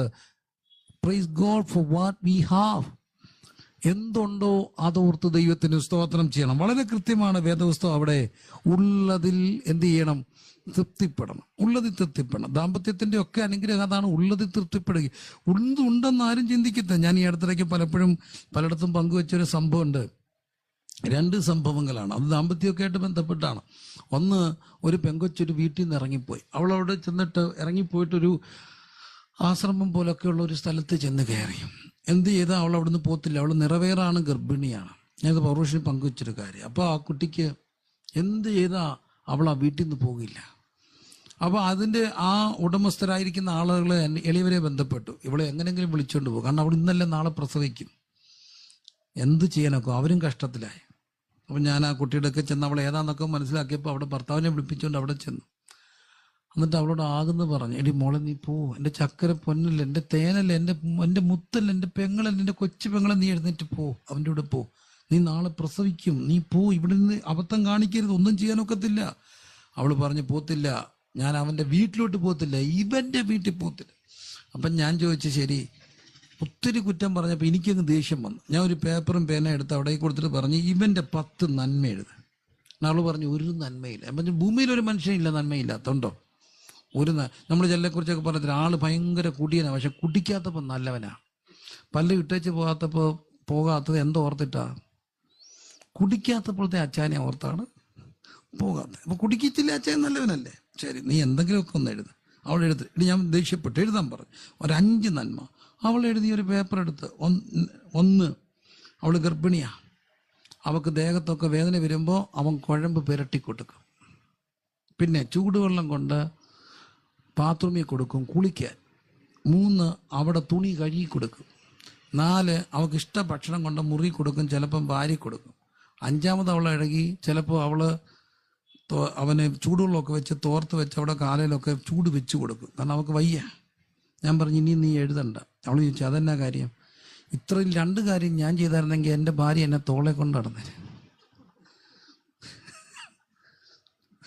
തുണി കഴുകി കൊടുക്കും, കുഴമ്പ് തേച്ച് കൊടുക്കും, ചൂടുവെള്ളം കൊണ്ട കൊടുക്കും, കാല് തിരുമ്മി കൊടുക്കും. ഇതിൽ കൂടുതൽ ഒരുത്തർ എന്തോ ചെയ്യണ്ടേ നിങ്ങൾ പറ. എൻ്റെ പൊന്നാൻറ്റി അങ്ങനെ വഴക്കുണ്ടാക്കല്ലേ, ഇതൊന്നും ചെയ്യത്തില്ല, കണ്ട് കേട്ടോന്നായിരിക്കും പറയാം. എന്നിട്ടും അവൾ ഇട്ടേച്ചു. കാരണം എന്ത് കാണുന്നില്ല? നന്മ കാണുന്നു. നമ്മൾ ഉള്ളതിൽ സന്തോഷിക്കണം. രണ്ടാമത്തെ ഒരു കാര്യമാണ്, ഞാൻ വിവാഹം കഴിച്ച സമയത്ത് എൻ്റെ ഒരു ചെറിയ പ്രശ്നമായിരുന്നു. എൻ്റെ ശരിക്കും പറഞ്ഞ ലിറ്ററലി ഞങ്ങളുടെ പ്രശ്നമായിരുന്നു. എൻ്റെ ഭാര്യ ഭയങ്കര ടോക്കറ്റീവ് ഒന്നുമല്ല, എൻ്റെ അമ്മയാണ് ഭയങ്കര ടോക്കറ്റീവാണ്. ഞങ്ങളുടെ നാട്ടിൻപുറത്തെ അമ്മമാരൊക്കെ സംസാരിക്കുന്ന അമ്മമാരാണ്. ചിലപ്പോൾ എൻ്റെ ഒരു വീക്ഷണമായിരിക്കാം, ശരിയാകാൻ തെറ്റാകാം. ഈ നീളം കുറഞ്ഞ് ഗുണ്ടുമണി ടൈപ്പ് അമ്മമാരുണ്ട്, വലിയ പൊക്കമൊന്നുമില്ലാത്ത ഇങ്ങനെ വയറൊക്കെ ഉള്ള അമ്മമാരില്ലേ, അവരെല്ലാവരെയും മോനെ ഇനി വന്നിടാ. അത് ഈ കൂടുതൽ ഈ ഒരു തക്കടുമുണ്ട് ടൈപ്പ്, അവരുടെ ഒരു എക്സ്ട്രാ വേട്ട മക്കളെ ഭക്തി ഇതൊക്കെ വിളി. അതേസമയം ഈ മെല്ലിച്ച് നീളമുള്ളവരൊക്കെയാണ് മൈൻഡ്, അവരധികം വലിയ വർത്താനം പറയത്തില്ലായിരിക്കും. ബോഡി ലാംഗ്വേജ് ആണ് ചെല്ല് പറയുക, ശരിയായിരിക്കാം തെറ്റായിരിക്കാം, എന്ന് കുറച്ചെങ്കിലുമൊക്കെ ശരിയാന്ന് തോന്നുന്നു. ഇപ്പം എൻ്റെ അമ്മയൊക്കെ ആ ടൈപ്പാണ്, എല്ലാവരും വിളിക്കും മക്കളെ ബാല ഭൂനി. ഇവളാണെ അധികം വർത്താനം പറയത്തില്ല. അപ്പം ഞാൻ ഓർത്തി വർത്താനം പറയത്തില്ലോ, മിണ്ടാത്ത ഭാര്യ. അങ്ങനെ സങ്കടപ്പെട്ട് ഇടയ്ക്കൊരു ചെറിയ സങ്കടമൊക്കെ തോന്നുന്ന സമയത്ത് ഞാനൊരു ദിവസം അവിടെ നിന്നപ്പം എനിക്കറിയാവുന്ന ഒരു കൂട്ടുകാരൻ പയ്യൻ അവൻ്റെ ഭാര്യയും കൊണ്ട് ബൈക്കിൽ പോകുന്നു. കല്യാണം കഴിഞ്ഞേ ഉള്ളൂ, അടിപൊളി ഒരു സുന്ദരി പെണ്ണ്. ഇവനൊന്നും അത്ര സ്മാർട്ടൊന്നും അല്ല. അപ്പോൾ എൻ്റെ അടുത്തിരുന്നൊരു കൊച്ചൻ ചോദിച്ചു, ഇവൻ എവിടുന്ന് ഇവനെ അടിച്ചുകൊണ്ട് വന്നു? അത്ര സുന്ദരി, സിനിമാ നടി പോലില്ലേ. ഓ, അപ്പം ഞാനും ഓർത്തു ഭാഗ്യവാൻ, ഇവൻ എവിടുന്ന് കിട്ടിയടാ ഇത്രയും സൗന്ദര്യമുള്ളൊരു പെണ്ണെ. 2 ആഴ്ച കഴിഞ്ഞപ്പോൾ ഇവൻ്റെ അടുക്ക് വന്നിട്ട് പറഞ്ഞു, എടാ പ്രിൻസെ നീ എൻ്റെ വീട്ടിൽ വരെ വരണം. ഞാൻ ചെന്തിനാ, എൻ്റെ ഭാര്യയോടൊന്ന് സംസാരിക്കണം. ഞാൻ സുന്ദരി ഭാര്യ എവിടുന്ന് കിട്ടിയടോ? എന്നെ സൗന്ദര്യമാണ്. ആരാലോചിച്ച? പ്രേമിച്ചാണോ? ഓ അല്ല, ആലോചിച്ച് കിട്ടിയതാ. ശരി. ഞാൻ ചോദിച്ചു എന്തിനാ പ്രശ്നം? അവനോട് പറഞ്ഞു, വായെടുത്ത ചീത്തയെ പറയത്തുള്ളൂ. ഞാനൊരു സന്ധ്യയ്ക്ക് അവരുടെ വീട്ടിൽ ചെന്നപ്പോൾ ഈ പെണ്ണ് അവിടെ ഇന്ന് ഉറഞ്ഞാടുക. അവൾ വിളിക്കുന്ന തെറി എൻ്റെ ജീവിതത്തിൽ ഞാൻ കേട്ടിട്ടില്ല. നമ്മൾ ഈ പൂരപ്പാട്ട് പാടുന്നവിടെ കൂടെ കിടന്നിട്ടുണ്ട് കോളേജിലൊക്കെ പഠിക്കുമ്പോൾ, പക്ഷെ ഇത്രയും വലിയ പാട്ടുകൾ ഞാൻ കേട്ടിട്ടില്ല. അന്ന് എൻ്റെ ഭാര്യ ഓർത്ത് ഞാൻ ഒത്തിരി സ്തോത്രം ചെയ്തു, ഇതുവരെ ചീത്ത വിളിച്ചിട്ടില്ല. വലിയ വർത്താനമൊന്നും പറഞ്ഞില്ലെങ്കിലും ഒരു ചീത്ത അവിടെ വായിന്ന് വന്ന് ഞാൻ കേട്ടിട്ടില്ല. അപ്പം വലിയ വർത്താനക്കാരത്തി അല്ലെങ്കിലും ചീത്ത വിളിക്കത്തില്ലല്ലോ. അതോർത്ത് ദൈവത്തിന് എന്ത് ചെയ്യുക? സ്തോത്രം. അച്ഛൻ ഒത്തിരി വർത്താനമൊന്നും പറഞ്ഞില്ലല്ലോ, അച്ഛൻ നല്ല അടി തരത്തില്ലല്ലോ. അതോർത്ത് എന്ത് ചെയ്യുക? സ്തോത്രം ചെയ്യും. അപ്പം ദൈവത്തിന് നമ്മൾ സ്തോത്രം ചെയ്യുമ്പോൾ എന്തില്ലെന്നല്ല, എന്ത് ഉണ്ടെന്നോർത്ത് സ്തോത്രം ചെയ്യണം. എല്ലാവരും സ്തോത്രം ചെയ്തേ. എന്തെല്ലാം ഉണ്ട് നമുക്ക്, ഉള്ളതിൽ എന്ത് ചെയ്യണം? തൃപ്തിപ്പെടണം. മൂന്നാമത് മനസ്സിൽ കിടക്കുന്നൊരു കാര്യമുണ്ട്. എൻ്റെ അപ്പയ്ക്ക് ഭയങ്കര പൊക്കമായിരുന്നു, എനിക്ക് തീരെ അമ്മയ്ക്ക് തീരെ പൊക്കക്കുറവായിരുന്നു. അതുകൊണ്ട് തന്നെ എളിയവനും വലിയ പൊക്കമില്ലല്ലോ. അപ്പം എല്ലാവരും എന്നെ കാണുമ്പോൾ പറയും, കൊച്ചില്ല നിനക്ക് അമ്മയുടെ പൊക്ക. അപ്പം ഞാൻ ഓർത്തിട്ടുണ്ട്, അപ്പനെ അമ്മയെ കെട്ടിയതുകൊണ്ടല്ലേ നമുക്ക് ഇങ്ങനെ ഗതികേട് വന്നേ. ഇച്ചിരി പൊക്കമുള്ള ഒരാളെ കെട്ടിയായിരുന്നെങ്കിൽ നമ്മൾ രക്ഷപ്പെട്ടു പോകത്തില്ലേ. ഒരു ദിവസം പ്രീഡിഗ്രി ഒക്കെ കഴിഞ്ഞ സമയത്ത്, അന്ന് പ്രീഡിഗ്രി, അമ്മയും കൊണ്ട് സ്കൂട്ടറിൽ പോകുമ്പോൾ റോഡേ ഒരാൾ വരുന്നു, ഇത്രയും പൊക്കമുള്ളൂ. അമ്മയോട് പറഞ്ഞിട്ട് മോനെ മോനെ മോനെ മോനെ എന്നെ അമ്മേ നോക്കി നോക്കി നോക്കി നോക്കി നോക്കി കണ്ടോ? ഞാൻ പറഞ്ഞു കണ്ടു. എന്നെ പറ്റി? എടാ ആ പുള്ളിയുമായിട്ട് എൻ്റെ കല്യാണം ഉറച്ചിട്ട് മാറിപ്പോയതാ. ഞാൻ ദൈവത്തിന് 1000 സ്തോത്രം. എൻ്റെ അമ്മ ആ പുള്ളിയെ കെട്ടിയായിരുന്നെങ്കിൽ ഞാൻ എത്രയും കണ്ടു. ഇത്രയുള്ള ഒരാളെ കെട്ടിയതുകൊണ്ടാണ് നമ്മൾ ഇങ്ങനെങ്കിലുമൊക്കെ നിൽക്കുന്നത്. അപ്പോൾ എല്ലാറ്റിനായിട്ടും ദൈവത്തിന് എന്ത് ചെയ്യുക? സ്തോത്രം ചെയ്യുക. അപ്പം ദൈവം നമുക്ക് തന്ന എല്ലാം നന്മയ്ക്കാണെന്നും, അതുകൊണ്ടാണ് വേദവസം പഠിപ്പിക്കുന്നത്, ദോഷമായിട്ടൊന്നും ദൈവം ചെയ്യത്തില്ല. ദൈവം തന്നതിനെല്ലാം ദൈവത്തിന് എന്ത് ചെയ്യണം? സ്തോത്രം ചെയ്യുക. എല്ലാവരും നന്ദി പറഞ്ഞ് എന്തെല്ലാം ഉണ്ടെന്നോർത്ത് സ്തോത്രം ചെയ്യുക. ഇന്ന് ഏറ്റവും കൂടുതൽ നന്ദി പറയാൻ ഒക്കുന്നത് ജീവിച്ചിരിക്കുന്നതിന് നന്ദി പറയണം, അല്ലേ? നമ്മൾ ചിലപ്പോഴൊക്കെ പറയും കോവിഡൊക്കെ വന്ന് പോയവരൊക്കെ ആരോഗ്യം ഇല്ലാത്തവരാ. പക്ഷെ ആരോഗ്യം ഇല്ലാത്ത ഒത്തിരി പേര് രക്ഷപ്പെട്ടപ്പോഴും ഒരു കുഴപ്പമില്ലാത്തവർ പോയവരുണ്ട്. ഒരേ ദിവസം രാവിലെ മോൻ പോയി, 34 വയസ്സ്. അന്ന് രാത്രി അപ്പൻ പോയി. ആ അമ്മയോട് ആ വിവരം അറിയിക്കുന്നത് 40 ദിവസം കഴിഞ്ഞ്. അമ്മ വേറൊരു ഹോസ്പിറ്റലിൽ. 40 ദിവസം കഴിഞ്ഞ് അവരറിയുമ്പോൾ അമ്മയും പോയി, അപ്പനും പോയി, മോനും പോയി. ഒരാഴ്ച അമ്മ എൻ്റെ കൂടെ ഉണ്ടായിരുന്നു. സങ്കടം സഹിക്കാൻ വയ്യാത്തൊരമ്മ, ഒരു കുഴപ്പമില്ലാത്ത. അപ്പം ഈ അമ്മ ചെറിയ ആരോഗ്യ പ്രശ്നമൊക്കെ ഉള്ളത് കൊണ്ട് മിറ്റം തൂക്കാനൊക്കെ ഇറങ്ങുമ്പോൾ സ്നേഹം കൂടുന്ന മോൻ അമ്മയെ പൊക്കിയെടുത്ത് കട്ടിലെ കൊണ്ടെടുത്തിട്ട് പറയാം, അമ്മ ഇവിടെ കിടന്നു, അടങ്ങിക്കിടന്നു. ആശുപത്രിയിലോട്ട് പോകുന്നതിന് 2 ദിവസം മുമ്പ് അങ്ങനെ ചെയ്ത മോൻ ശ്വാസം മുട്ടി പെട്ടെന്ന് മരിച്ചുപോയി. കോവിഡ് വന്ന് 2 പേരും ഒരേ ദിവസം പോയി. എവിടെ അടയ്ക്കുന്ന പോലും അറിയില്ല. അത് ഗവൺമെൻറ് സംവിധാനത്തിൽ നടത്തപ്പെട്ടു. അങ്ങനെയൊക്കെ പോകുമ്പോൾ ജീവിച്ചിരിക്കാൻ ഭാഗ്യം തന്ന ഓർത്ത് ദൈവത്തിന് സ്തോത്രം ചെയ്താട്ട. ലഭിച്ച എല്ലാ സൗകര്യങ്ങളും ഓർത്ത് ദൈവത്തിന് സ്തോത്രം ചെയ്തേ. നമ്മുടെ വീട്, നമ്മുടെ ഭാര്യ, നമ്മുടെ കുഞ്ഞുങ്ങൾ, നമ്മുടെ സഭ, നമ്മുടെ കൂട്ടായ്മ എല്ലാം ഓർത്ത് ദൈവത്തിന് സ്തോത്രം ചെയ്താട്ട് ഉള്ളതിൽ എന്ത് ചെയ്യണം? തൃപ്തിപ്പെടണം. ഉള്ളതിൽ തൃപ്തിപ്പെട്ടാൽ ഇറ്റ്സ് എ കണ്ടീഷണൽ ക്ലോസ് ആണ്. എന്താണ്? ഞാൻ നിന്നെ ഒരു നാളും കൈവിടുകയില്ല, ഉപേക്ഷിക്കുകയില്ല. അപ്പം പ്രധാനപ്പെട്ട കാര്യങ്ങളാണ് സഹോദരപ്രീതി, അതിഥി സൽക്കാരം, ശരീരത്തിൻ്റെ ആണെന്നുള്ള ബോധ്യത്തിൽ എൻ്റെ ദൗത്യങ്ങൾ, വൈവാഹിക ജീവിതത്തിൻ്റെയും വിശുദ്ധി. അവിടെ കാണുന്നു, നിങ്ങൾ ഉള്ളതിൽ എന്ത് ചെയ്യണം? തൃപ്തിപ്പെടണം. ഉള്ളതിൽ തൃപ്തിപ്പെട്ട ഗുണം, കർത്താവിൻ്റെ ഒരു കണ്ടീഷൻ നമ്മെ തേടി വരും. ഞാൻ നിന്നെ ഒരിക്കലും കൈവിടുകയില്ല, ഉപേക്ഷിക്കുകയില്ല. ഇത് തൃപ്തിപ്പെടുന്നവർക്കുള്ളൊരു കാര്യം. എല്ലാ മനുഷ്യൻ്റെ അകത്തൊരു ചിന്തയുണ്ട്. വല്ലപ്പോഴെങ്കിലുമൊക്കെ നമ്മളും ചിന്തിക്കും, എനിക്കാരും ഇല്ലാത്തവനാ, എനിക്കാരും ഇല്ലല്ലോ. ആരുമില്ലെന്ന് ഒരിക്കലെങ്കിലും ചിന്തിക്കാത്ത ഒരാൾ ഈ ഭൂമിയിലില്ല. പല ജീവിത സാഹചര്യങ്ങളും നമ്മളെയൊക്കെ അങ്ങനെ ചിന്തിക്കാൻ ബുദ്ധിമുട്ടിപ്പിക്കും, ചിന്തിപ്പിക്കാൻ ബന്ധപ്പെടുത്തും. പക്ഷെ ഒരു കാര്യം ഓർക്കുക, മനുഷ്യന്റെ എന്നുള്ള പ്രശ്നം അതാണ്. ആദം ഹവ്വ ദമ്പതിമാർ ഏദന്റെ പൂങ്കാവനിൽ സന്തോഷത്തോടെ കഴിയുമ്പോൾ പാപം ചെയ്തു. ദൈവം അവരെ തേടി വരുമ്പോൾ അവർ പാപത്തിന് ശേഷം പറയുന്നൊരു കാര്യമുണ്ട്, ഇവളാണ് എനിക്ക് ഈ കാര്യം ചെയ്തു തന്നത്. അവിടെ ഒറ്റപ്പെടുകയാണ്. അവിടെ അത് കഴിഞ്ഞ് ചേട്ടൻ അനിയനെ കൊല്ലുകയാണ്. മനുഷ്യൻ കൈവിടപ്പെട്ടതിൻ്റെ ചരിത്രമാണ്.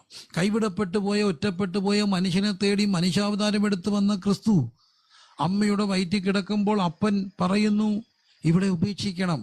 അപ്പൻ അമ്മയെ ഉപേക്ഷിക്കാൻ തീരുമാനിച്ചു. ജോസഫ് മറിയത്തെ ഗൂഢമായി ഉപേക്ഷിക്കാൻ തീരുമാനിച്ചു. അപ്പൻ അമ്മയെ ഉപേക്ഷിക്കാൻ തീരുമാനിച്ചാൽ അമ്മ സങ്കടപ്പെടും. അമ്മ സങ്കടപ്പെട്ടാൽ അമ്മയുടെ ഉദരത്തിൽ കിടക്കുന്ന കുഞ്ഞെന്ത് ചെയ്യും? സങ്കടപ്പെടും, അല്ലേ? അമ്മ കരഞ്ഞ ആര് കരയും? കുഞ്ഞു കരയും. അപ്പൊ വയറ്റിൽ കിടക്കുമ്പോഴേ ഉപേക്ഷണം അനുഭവിച്ച ഒരാളാണ് ആര്? യേശു കർത്താവ്. അത് കഴിഞ്ഞ് ജനിച്ചു കഴിഞ്ഞപ്പം കിടത്താൻ സ്ഥലമില്ല, അനാഥത്വം. എന്നിട്ട് പശുത്തൊഴുത്തി കിടത്തപ്പെട്ടു. പിന്നെ കാലം മുമ്പോട്ട് പോവുകയാണ്. 12-ാമത്തെ വയസ്സിൽ ദേവാലയത്തിൽ കാണുന്നുണ്ട്. അത് കഴിഞ്ഞ് അതിനു മുമ്പ് നാം കാണുന്നുണ്ട് റാമയിലൊരു നിലവിളി. ആരെ കൊല്ലുകയാ?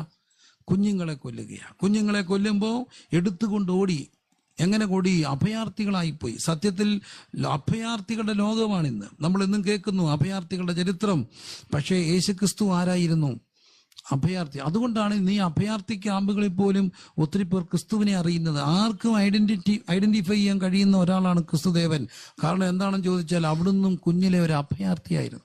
അതുകൊണ്ട് ഇന്നും അഭയാർത്ഥികളെ പോലും ആർക്കും മനസ്സിലാക്കും? കർത്താവിന് മനസ്സിലാക്കാൻ കഴിയും. പൊന്നു പ്രിയമുള്ളവരെ, അവിടുന്ന് അഭയാർത്ഥിയായിട്ട് പോവുകയാണ്. 12 വയസ്സിൽ ദേവാലയത്തിൽ വെച്ച് കാണുന്നുണ്ട്. പിന്നെ നാം കാണുന്നത് 30-ാമത്തെ വയസ്സിലാണ്. ഇടക്കാലം എവിടെ ആയിരിക്കും? നമുക്കറിയാം, ഇടക്കാലം തച്ചന്റെ പണി ചെയ്യുമായിരുന്നു. കാരണം ജോസഫ് ഒരു പക്ഷേ മരിച്ചു പോയിരിക്കാം. കാരണം അധികം ജോസഫിനെ പിന്നെ കാണുന്നില്ല. 10, 16, 17, 18 വയസ്സിലൊക്കെ എല്ലാ പിള്ളേരും ബൈക്കിൽ കറങ്ങുമ്പം അടിച്ചു പൊളിക്കുമ്പോൾ ഈ ചെറുപ്പക്കാരൻ അന്ന് തടി ചുമ്മുകയായിരുന്നു. അതുകൊണ്ട് തന്നെയാണ് 30-ാമത്തെ വയസ്സിൽ ശുശ്രൂഷ ഏൽക്കപ്പെടുമ്പോൾ ആദ്യം പറഞ്ഞൊരു വാക്കുണ്ട്, അധ്വാനിക്കുന്നവരും ഭാരം ചുമക്കുന്നവരെ എൻ്റെ അടുക്ക വാ. എന്തുകൊണ്ടാണ് അങ്ങനെ പറയാൻ കാര്യം? നല്ല പ്രായത്തിൽ തടി ചുമ്മി ക്ഷീണമറിഞ്ഞവന് ഇന്നും അധ്വാനിക്കുന്നവനെ കണ്ടാൽ അറിയാം, വിശക്കുന്നവനെ കണ്ടാൽ അറിയാം. അതുകൊണ്ട് കർത്താവ് പറഞ്ഞു, അധ്വാനിക്കുന്നവരും ഭാരം ചുമക്കുന്നവരുമേ എൻ്റെ അടുക്ക വാ. എൻ്റെ പൊന്നു പ്രിയപ്പെട്ടവരെ കാണുന്നു, അവിടുന്ന് വീണ്ടും മുമ്പോട്ട് പോകുന്നു. ശിഷ്യന്മാരെ എടുക്കുന്നു. എന്തിനാ ശിഷ്യരെ എടുത്തത്?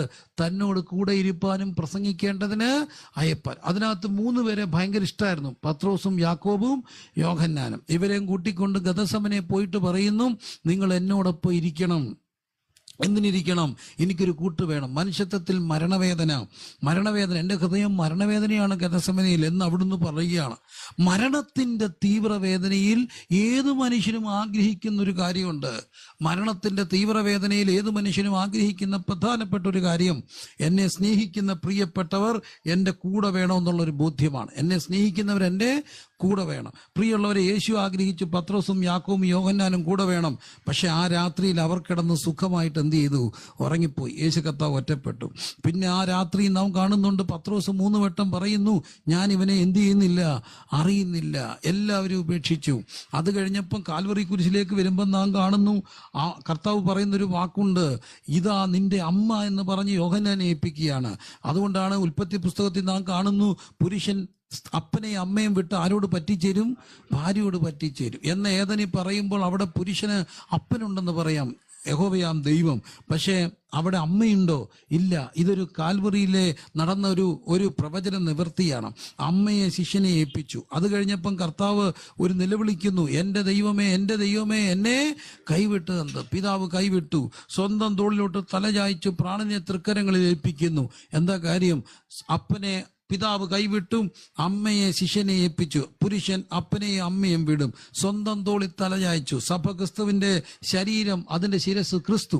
ക്രിസ്തുവാകുന്ന ശിരസ് സഭയാകുന്ന മണവാട്ടിയുമായിട്ട് ഒന്നായി. അവർ അപ്പനെയും അമ്മയും വിട്ട് ഭാര്യയോട് പറ്റിച്ചേരും, ഇരുവരും ഒരു ശരീരമായി തീരും. അപ്പോൾ ഒരു പടയാളി വന്ന് അവിടുത്തെ വിലാപ്പുറം കുത്തിത്തുറന്നു. വിലാപ്പുറം, ഒന്നാമത്തെ ആദത്തിന്റെ ഏകാന്തത വന്നപ്പോൾ അവിടുത്തെ വിലാപ്പുറം തുറന്ന് ഔവയെ എടുത്തു. ഒടുക്കത്തെ ആദത്തിന്റെ ഏകാന്തതയിൽ അപ്പനാലും അമ്മയാലും കൈവിടപ്പെട്ട, അമ്മയെ ഏൽപ്പിച്ച് അപ്പനാൽ കൈവിടപ്പെട്ട് സ്വന്തം തോളിൽ തലയായിച്ച് പ്രാണനെ ഏൽപ്പിക്കപ്പെട്ടപ്പോൾ സ്നേഹിച്ച ശിഷ്യൻ 3 വട്ടം ഞാനിവനെ അറിയത്തില്ലെന്ന് തള്ളിപ്പറഞ്ഞപ്പോൾ നോക്കൂ, അവിടുത്തെ ഹൃദയം വേദനിച്ചു. ആ ഹൃദയം കുത്തി തുറന്നു പടയാളികൾ. അവിടുന്ന് വന്നു, രക്തവും വെള്ളവും. ആ രക്തത്തിലും വെള്ളത്തിലും കടന്നു വന്ന ഒരു മണവാട്ടിയുണ്ട്. അതാണ് പുതിയ നിയമസഭ എന്ന ഹൗവ, എ ന്യൂ ഈവ്, ഒരു പുതിയ ഹൗവ. ആ ഹൗവയെ നോക്കി കർത്താവിന് പറയാൻ ഒരു മൃദു മന്ത്രണമുണ്ട്. കുഞ്ഞെ, ഉപേക്ഷണം എന്താണെന്ന് എനിക്കറിയാം, ഒറ്റപ്പെടൽ എന്താണെന്ന് എനിക്കറിയാം, കൈവിടപ്പെടൽ എന്താണെന്ന് എനിക്കറിയാം. അതുകൊണ്ട് തന്നെ നിന്റെ ചെവിയിൽ എന്നും ഓതാൻ എനിക്കൊരു മന്ത്രമുണ്ട്. ആ സ്നേഹത്തിന്റെ മന്ത്രം ഇതാണ്, ഞാൻ നിന്നെ ഒരു നാളും കൈവിടുകയില്ല, ഉപേക്ഷിക്കുകയില്ല.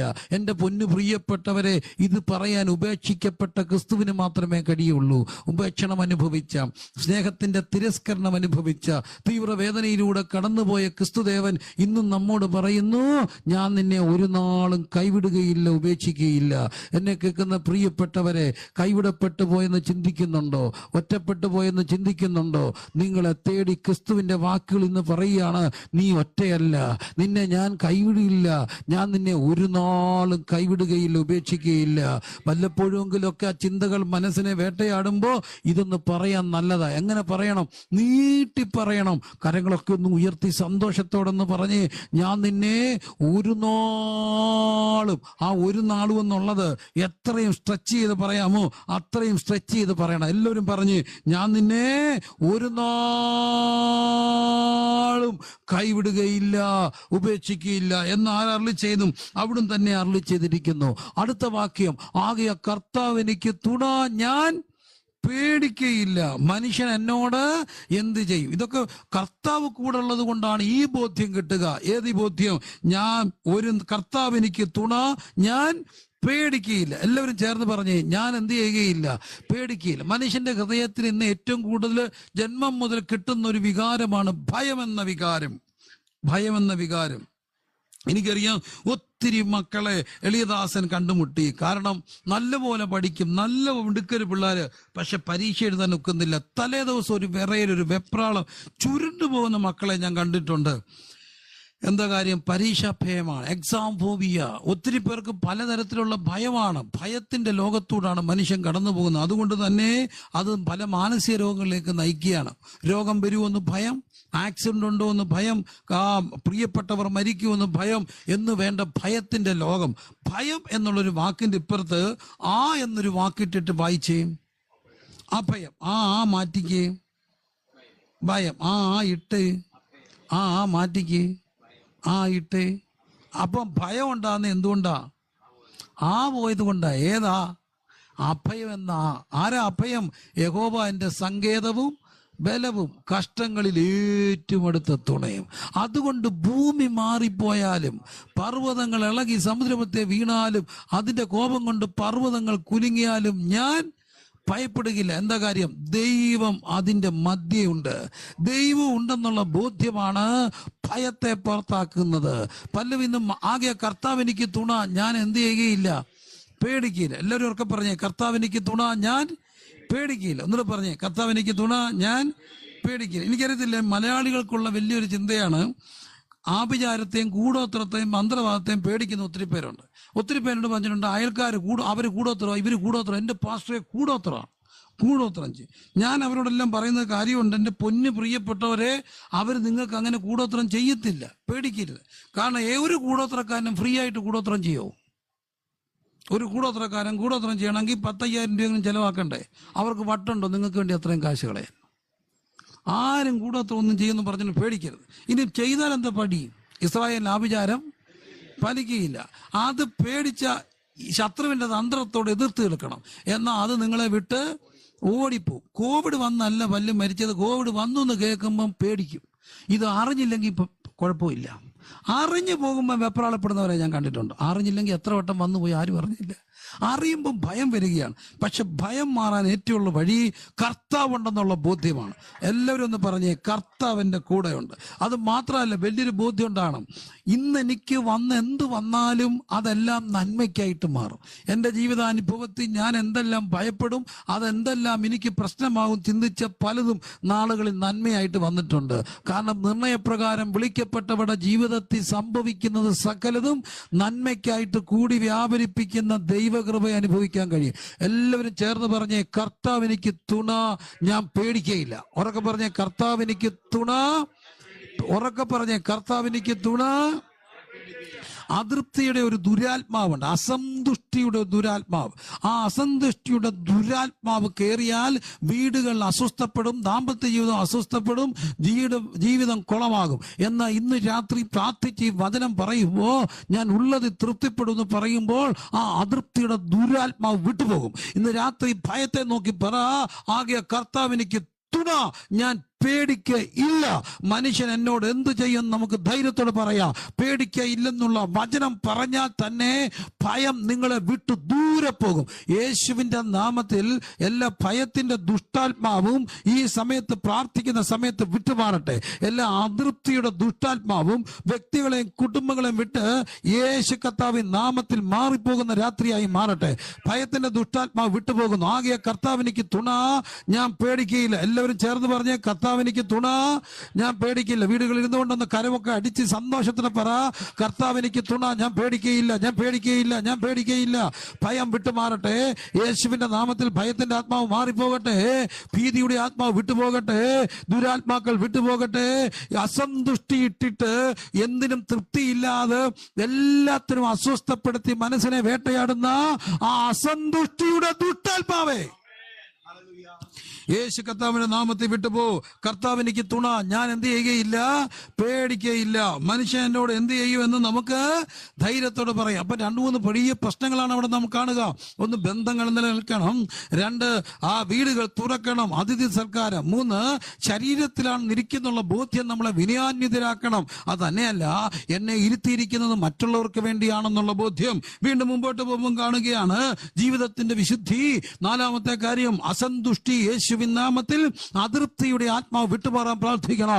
സ്വന്തം ജീവിതത്തിൽ അസന്തുഷ്ടി, എനിക്ക് ഇന്നതില്ലെന്നോർത്ത് നിരാശാബോധ, അതിനുണ്ടാകുന്ന പിറുപിറുപ്പ്. ദൈവവചനത്തിൽ നാം കാണുന്നു, ഏറ്റവും വലിയ പാപം പിറുപിറുപ്പാണ്. മിസ്രൈമിൽ നിന്ന് പുറപ്പെട്ട ഇസ്രായേൽ മക്കൾക്ക് ആ സന്തോഷം അനുഭവിക്കാൻ കഴിയാതെ പോയത് അവരുടെ പിറുപിറുപ്പാണ്. എന്നാൽ ദൈവം എനിക്ക് എന്ത് തന്നു അതോർത്ത് സ്തോത്രം ചെയ്യാൻ തുടങ്ങിയാൽ വലിയ കുടുംബങ്ങളിൽ സന്തോഷം അനുഭവിക്കാൻ കഴിയാതെ നിരാശപ്പെട്ട് പിറുപിറുക്കുന്നവരെ ഞാൻ കണ്ടിട്ടുണ്ട്. എന്നാൽ ചെറ്റക്കുടിലുകളിൽ നിന്ന് ഉയരുന്ന അതിസുന്ദരമായ സ്തോത്രാർപ്പണകൾ കണ്ടിട്ടുണ്ട്. ദൈവം എനിക്ക് ആരോഗ്യം തന്നല്ലോ, ദൈവം എനിക്ക് സന്തോഷം തന്നല്ലോ. എനിക്കതിനകത്ത് ഏറ്റവും ഇഷ്ടപ്പെട്ട ഒരു കാര്യമുണ്ട്. ഞങ്ങളുടെ ഒരു പ്രിയപ്പെട്ട ഒരു പാവം പിടിച്ച സഹോദരൻ, കോവിഡിന്റെ സമയത്ത് അദ്ദേഹത്തിന് ഒരു കൊച്ചി ജോലി കിട്ടി. ആ ജോലി ഇതായിരുന്നു, ഒരു ട്രെയിൽ എന്താണ് ഈ മുച്ചാടൻ വണ്ടി ഉണ്ടല്ലോ, കയ്യിൽ ഇങ്ങനെ ഉന്തിക്കൊണ്ട് നടക്കുന്നത്, അവത്തെ കട്ട സിമെന്റ് അതെല്ലാം കൊണ്ട് നടക്കുക. അത് ആ വണ്ടി ഉന്തിക്കൊണ്ട് ആ ഒരു ഞങ്ങളുടെ അവിടെ ഇങ്ങനെ ആ സ്ഥലത്ത് ജോലി ചെയ്യുകയാണ്. അപ്പൊ ഒരു ദിവസം ഞാൻ ഇങ്ങോട്ട് കന്നു വന്നപ്പോ അദ്ദേഹം എന്നെ വിളിച്ച് പറഞ്ഞു, ഹല്ലേലൂയ, സ്തോത്രം. ഞാൻ ചോദിച്ചു, ദൈവം എനിക്ക് അത്ര വലിയവനാ?